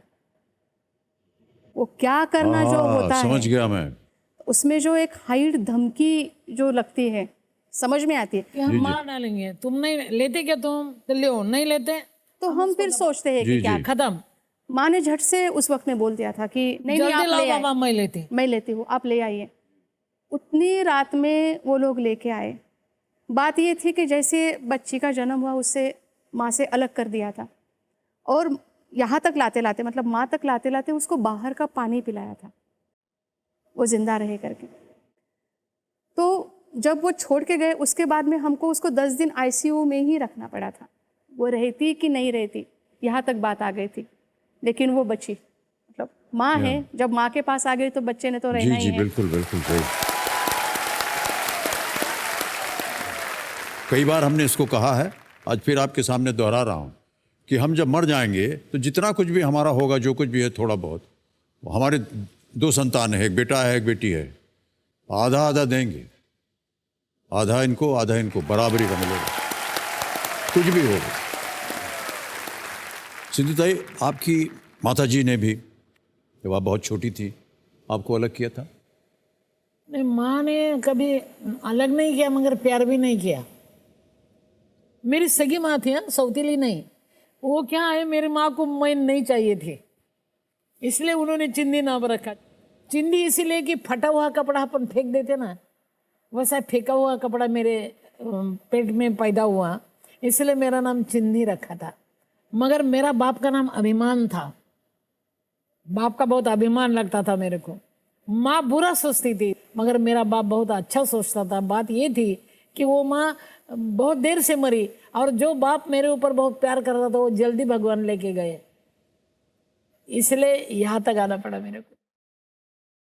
फिर मैं चिंदी से सिंधु क्यों बनी, तो वो फटा हुआ मेरे को सिलाना था। ए बाबा, चिंदी बिंदी नहीं, मैं सिंधु हूँ। वाह, क्या बात है। सिंधु ताई, फिर आप माँ से मिली कभी उसके बाद? बहुत साल के बाद मिली मैं, तब मैं थोड़ी बड़ी हो गई थी, मेरा संस्था भी बड़ी थी। तो मैंने उसको बोला मेरे घर चल, बहुत हालत में थी वो बोली नहीं आती। मैं बोली क्यों नहीं आती, मैंने तेरे को कहाँ घर में रखा, अभी मैं तेरे घर में कैसे आऊँ। वैसे ही मर गई, मेरे पास नहीं आई। अद्भुत कहानियां हैं आपकी सिंधु ताई। चलिए खेल को अब आगे बढ़ाते हैं, क्योंकि हम चाहते हैं कि आप यहां से ढेर सारी धनराशि लेकर के जाएं। नवा प्रश्न आ रहा है, इसका मूल्य है 1,60,000 रुपए। रेडी? नवा प्रश्न स्क्रीन के ऊपर ये रहा।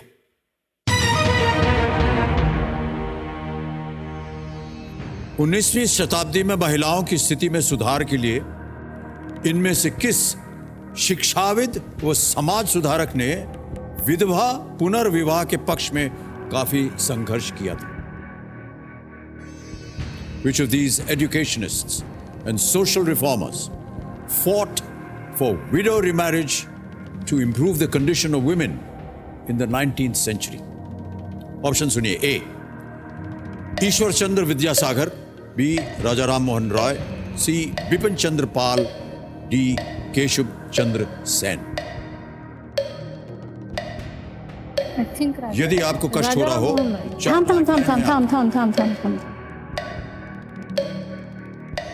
राजा राम मोहन।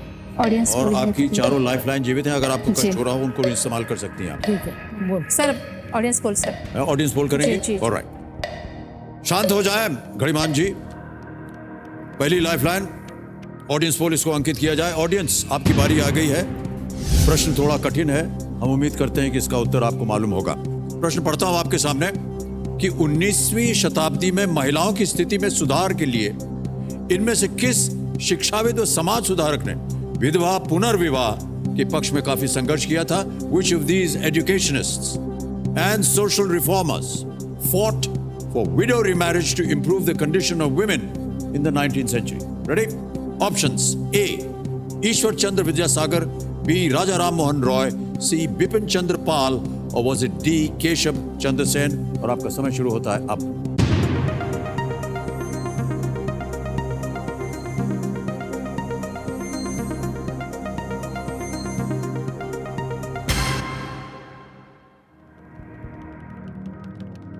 ए को मिले हैं 54%, बी को 2 और सी को मिला है 39% डी को 5। सबसे ज्यादा प्रतिशत मिला है ए को। क्या कीजिएगा? क्या दिया ईश्वर चंद्र विद्यासागर। और घड़ी चल पड़ी है, जल्दी उत्तर दीजिए। ए, ऑडियंस के साथ। ए को ताला लगाइए कंप्यूटर महाशय। जनता बिल्कुल सही है। वाह, क्या बात है, वेल प्लेड। ईश्वर चंद्र विद्यासागर बंगाल के प्रसिद्ध दार्शनिक, शिक्षाविद, समाज सुधारक और लेखक थे।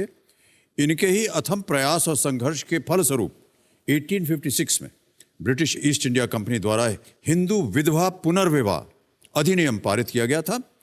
उन्होंने अपने इकलौते पुत्र का विवाह एक विधवा से ही किया था। राजा राम मोहन रॉय, इन्होंने सती के खिलाफ एक आंदोलन किया था। सती के विरुद्ध थी राजा राम मोहन रॉय। और दीपक जी, कंप्यूटर जी हमें बता रहे हैं कि आपका उत्तर बिल्कुल सही था। बधाई हो आपको। Well played, well played. माँ को नहीं मालूम था, आपको पता था। सिंधु ताई, हम आपसे पूछना चाहते हैं, और आपके जितने भी बयान आ रहे हैं, आप जो भी बोल रही हैं, हमको लगता है कि किसी ने भी आपके साथ कोई गलत काम किया हो, आपने उसका बुरा नहीं माना। कहाँ से आपके अंदर नहीं? सबसे माफ तो मैंने मेरे पति को किया, जिन्होंने पत्थर मार मार के मेरे को हकाला ना, ससुराल वाले ने। मेरे सत्कार में वो रो रहे थे, मेरे को बहुत अच्छा लग रहा था। थोड़ा सा अच्छा लगा और अंदर से आवाज आई, गलती कर रही सिंधु ताई। उन्होंने नहीं छोड़ा होता तो इतनी बड़ी होती, इतने देश में तू जाके आती, फॉरेन रिटर्न ओवर है। उन्होंने संधि देने के बाद तू बड़ी हो गई ना, माफ करना सीखो। और मैं उसके पास गई, उनका हाथ में लिया और उसको माफ कर दिया। और मैं बोला मैंने माफ किया, आपने छोड़ने के बाद मैं बड़ा हो गया ना। अब यहाँ ऐसा खो के चीख के मत रहो, मेरे पास चलो, बगैर एक हट है, पति बन के मत आओ। मेरे को पत्नी नहीं होना, अभी बच्चा बन के आ सकते हैं। उठाया वो पार्सल, डाला गाड़ी में, ऐप पिन ड्रॉप साइलेंस। क्या बात है।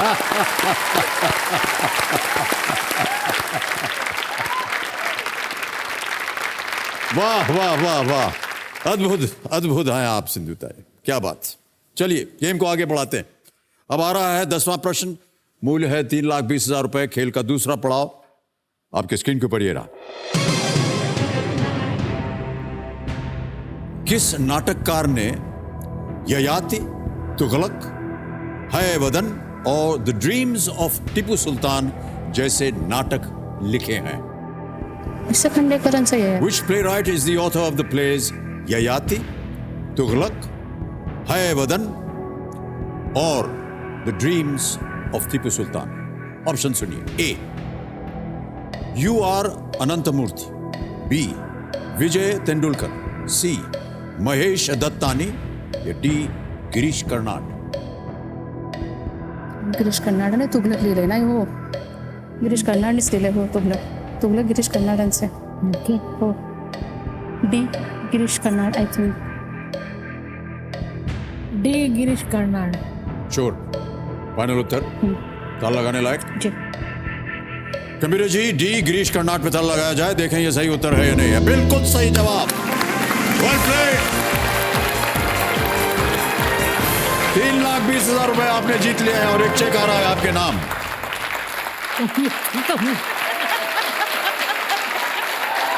हारे तो चलेगा।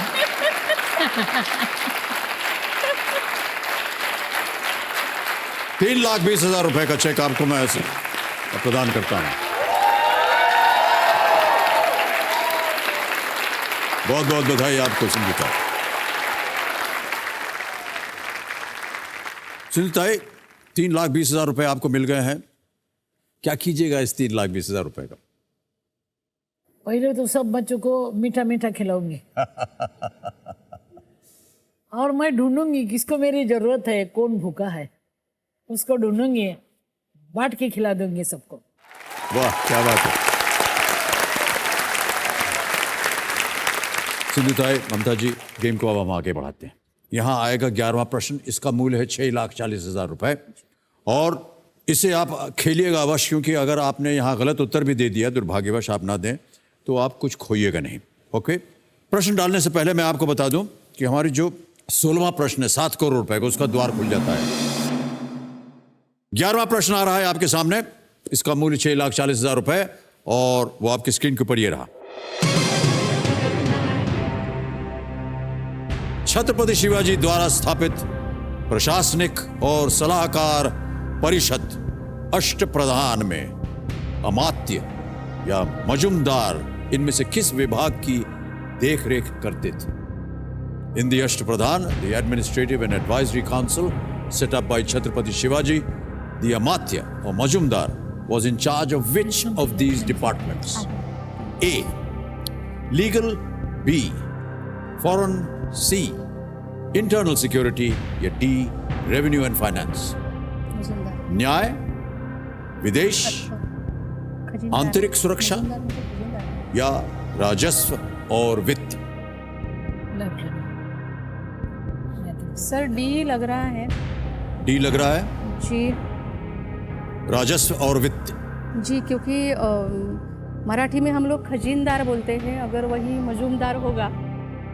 ओके, क्या करना चाहेंगे? अरे आई राजस्व आणि वित्त असेल, हे असेल। वित्त म्हणजे फायनान्स, म्हणजे खजिना, हे बरोबर आहे। आपण ते मुजुमदार ना खजिनदार एकत्र कसे करतात? दोनों तो एक ही होते हैं ना। नहीं ना। उत्तर दे दीजिए हमें आप। ऐक माझं। ठीक है, बरोबर है। चलो ममता पे छोड़ देते हैं। ममता पे छोड़ दिया आपने।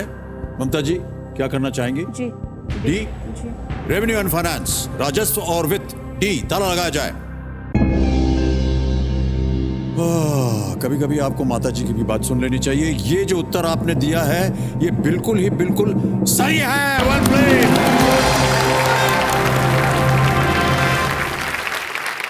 बेटी ने सही दिया आपको राय। सबको आप राय देती रहती हैं सिंधुताई, बेटी ने आपको बताया कि यही सही उत्तर है, बिल्कुल सही जवाब है। अन्य सलाहकार थे पेशवा, प्रधानमंत्री, सुम्मत, विदेश मामले मंत्री, राजा के दैनिक कार्यों का ब्यौरा, सचिव, राजा के पत्र व्यवहार और शाही मुहर, और सेनापति, सैनिक प्रधान, पंडित राव दान का अध्यक्ष, न्यायाधीश, कानूनी मामले। ओके, 6,40,000 रुपए जीत लिए आपने। 3 लाइफलाइन अभी भी बची हुई है और 12वां प्रश्न आ रहा है आपके जीवन में 12,50,000 रुपए का। वो आपकी स्क्रीन के ऊपर ये रहा।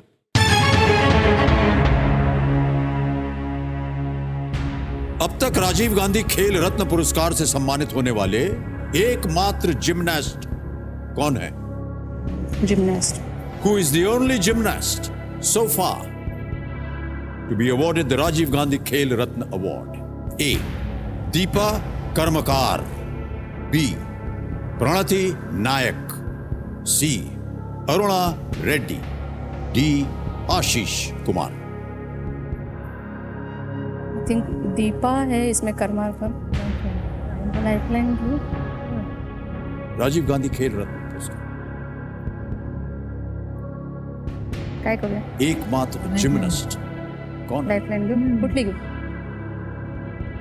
हे बघ 50-50 आहे ना, हे प्रश्न बदलून मिळेल। तिसरी एक्सपर्ट मगाशी दाखवलेले पचोरी सर। थांब, एक्सपर्टला जो खूप अवघड असेल ना तो घेऊ। क्या कीजिएगा? 50-50 करू का प्रश्न बदलून घेऊ? सांग ना। आता ही तुझ्यावर जोर लगा के हैया। ठीक है सर, एक्सपर्ट से पूछ लेते। माँ ने बोला था कि एक्सपर्ट से पूछ लेते हैं, तो एक्सपर्ट से पूछ तो इस प्रश्न के लिए आप एक और लाइफलाइन इस्तेमाल करेंगी और वो है आस्ती एक्सपर्ट। इसे अंकित किया जाए कंप्यूटर जी। और पंकज जी आपकी बारी आ गई है, मदद कीजिए सिंधुताई सबकाल को। पंकज जी आपके सामने अब एक प्रश्न पढ़ के सुनाता हूं। अब तक राजीव गांधी खेल रत्न पुरस्कार से सम्मानित होने वाले एकमात्र जिम्नास्ट कौन है? 60 सेकंड मिलेंगे, ऑप्शन सुनिए जी। ए. दीपा कर्मकार, बी. प्रणति नायक, सी.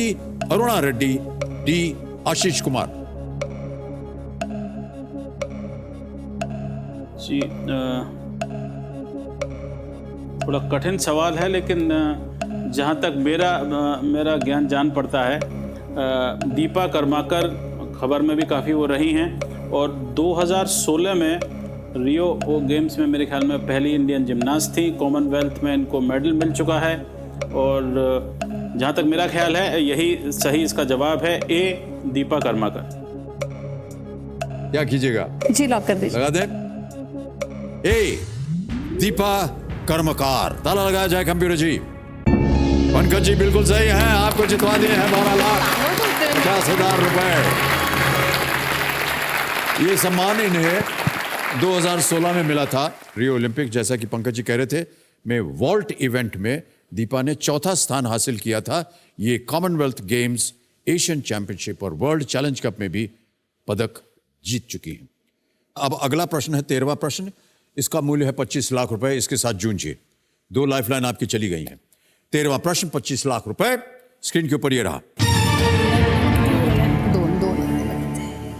ऑक्सफोर्ड डिक्शनरीज का Hindi word of the year 2018 क्या है? What is the Oxford Dictionary's Hindi word for the year 2018? Option सुनिए। ए. बाहुबली, बी. चौकीदार, सी. नारी शक्ति, डी. तलाक।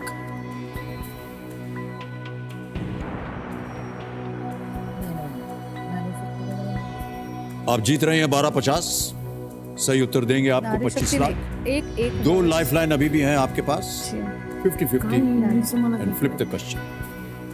प्रश्न बदलून क्यों गए? सवाल सर बदल के लेते हैं। फ्लिप करेंगे? जी। इसका उत्तर नहीं मालूम आपको? नहीं। ऑलराइट, कबीर महाशय, फ्लिप द क्वेश्चन, जो लाइफलाइन है इसे अंकित किया जाए।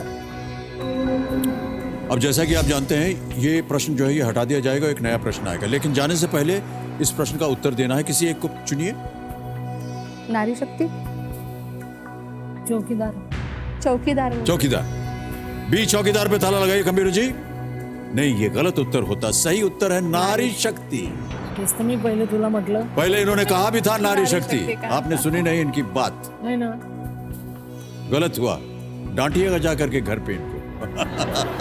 नारी शक्ति 2018 में #Me Too आंदोलन और सुप्रीम कोर्ट के ट्रिपल तलाक और सबरीमाला मंदिर से संबंधित फैसलों के दौरान नारी शक्ति सुर्खियों में रहा था। नारी शक्ति बिल्कुल सही उत्तर है। ओके, तो अब जैसा कि आपने चाहा है, ये प्रश्न हटा दिया जाएगा और एक नया प्रश्न आपके सामने रखेंगे। आमतौर पर 11 विषयों को लेकर के किसी एक विषय को आपने चुना है। पहले तो जो 11 विषय हैं वो देखिए, ये है 11 विषय। इनमें से किसी एक विषय को आपने चुना था, और वो विषय क्या है computer ji? Religion, culture and mythology. तो कंप्यूटर महाशय, इस प्रश्न को हटा दीजिए और जो फ्लिप द क्वेश्चन का प्रश्न है उसे हमारे सामने पेश कीजिए।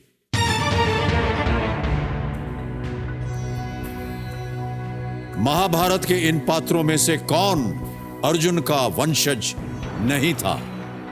Who among these characters from the Mahabharata was not a descendant of Arjun? Option सुनिए। ए, अभिमन्यु। बी, परीक्षित। सी, प्रतिविंध्य। और डी, जन्मेजय। परीक्षित कृष्णाचा नातू ना? बी, परीक्षित। ए, अभिमन्यु। सी, प्रतिविंध्य।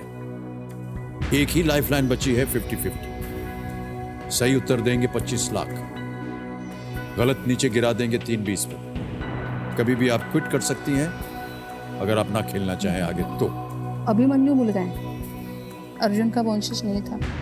हे प्रतिविंध्य आणि जन्मेजय। परीक्षित कोण आहे? कृष्णाच्या नातवांत आहे ते। परीक्षित कृष्ण के फैमिली में से है।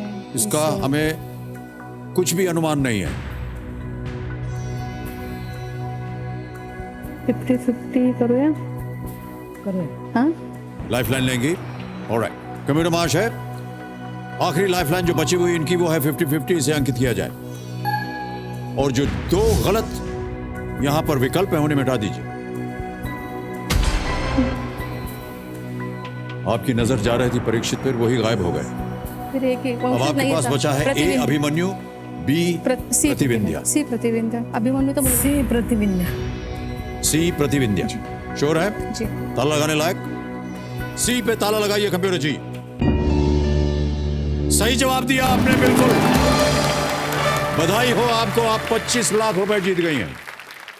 प्रतिविंध्य युधिष्ठिर और द्रौपदी का पुत्र था, अभिमन्यु अर्जुन के पुत्र थे और परीक्षित अर्जुन का पौत्र, जन्मेजय अर्जुन का प्रपौत्र। मैं गलत थी। जी। सिंधु ताई, आप मुस्कुरा नहीं रही हैं, हमको अच्छा नहीं लग रहा है। ये तुम्हारा सवाल मेरे को मुक्का करके गया ना। ओके, अब आगे बढ़ते हैं। 14वां प्रश्न आएगा और इसका मूल, ओहो, हूटर बज गया। तो सिंधु ताई, हाँ, आज का खेल यहीं समाप्त होता है। खत्म हो गया? हाँ, खेल खत्म हो गया है। चलो, आपने 25 लाख रुपए जीत लिए हैं, ये आपकी संपत्ति बन गई है। अब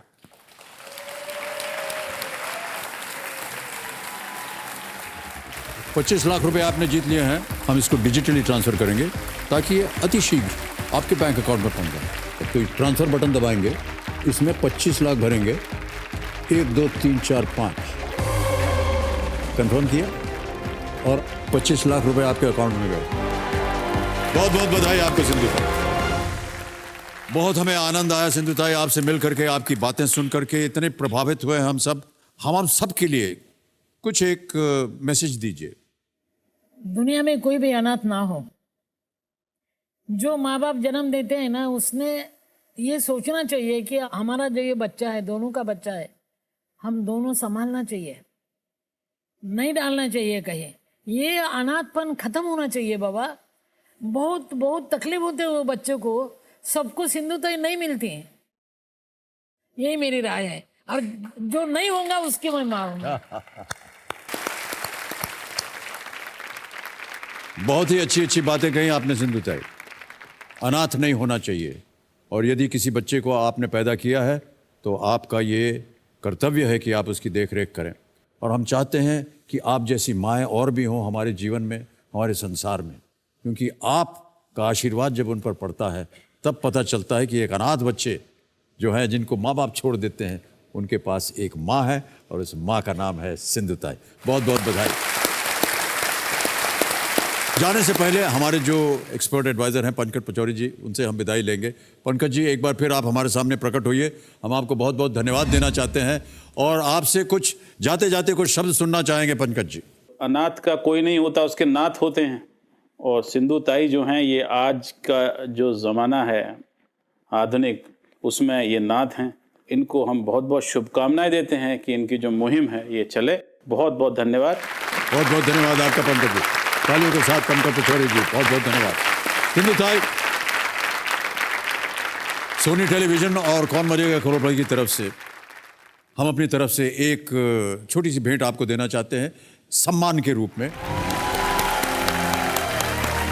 देवियों सज्जनों, हमारे मंच में जो भी कर्मवीर आते हैं उनका हम जितना भी आदर सत्कार करें वो कम होता है, पर इस दौर से उन्हें सम्मानित करने के लिए एक छोटी सी कोशिश हमने भी की है।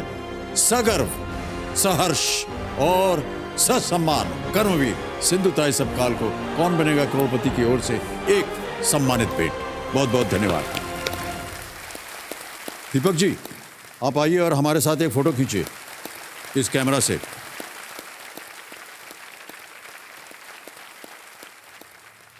ये है कैमरा, यहां से लेंगे फोटो।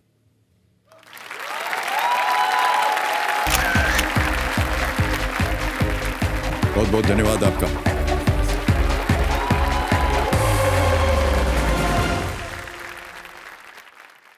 देवियों सज्जनों, हमारी आज की कर्मवीर सिंधुताई सबकाल जहां एक और ममता और करुणा की प्रतीक हैं, वहीं ये इस बात की भी मिसाल हैं कि अपने लक्ष्य की ओर बढ़ने के लिए साधन और सुविधा की नहीं, बल्कि सर पे जुनून और अंतर्मन में विश्वास के साथ खड़े रहने और अड़े रहने की जरूरत है।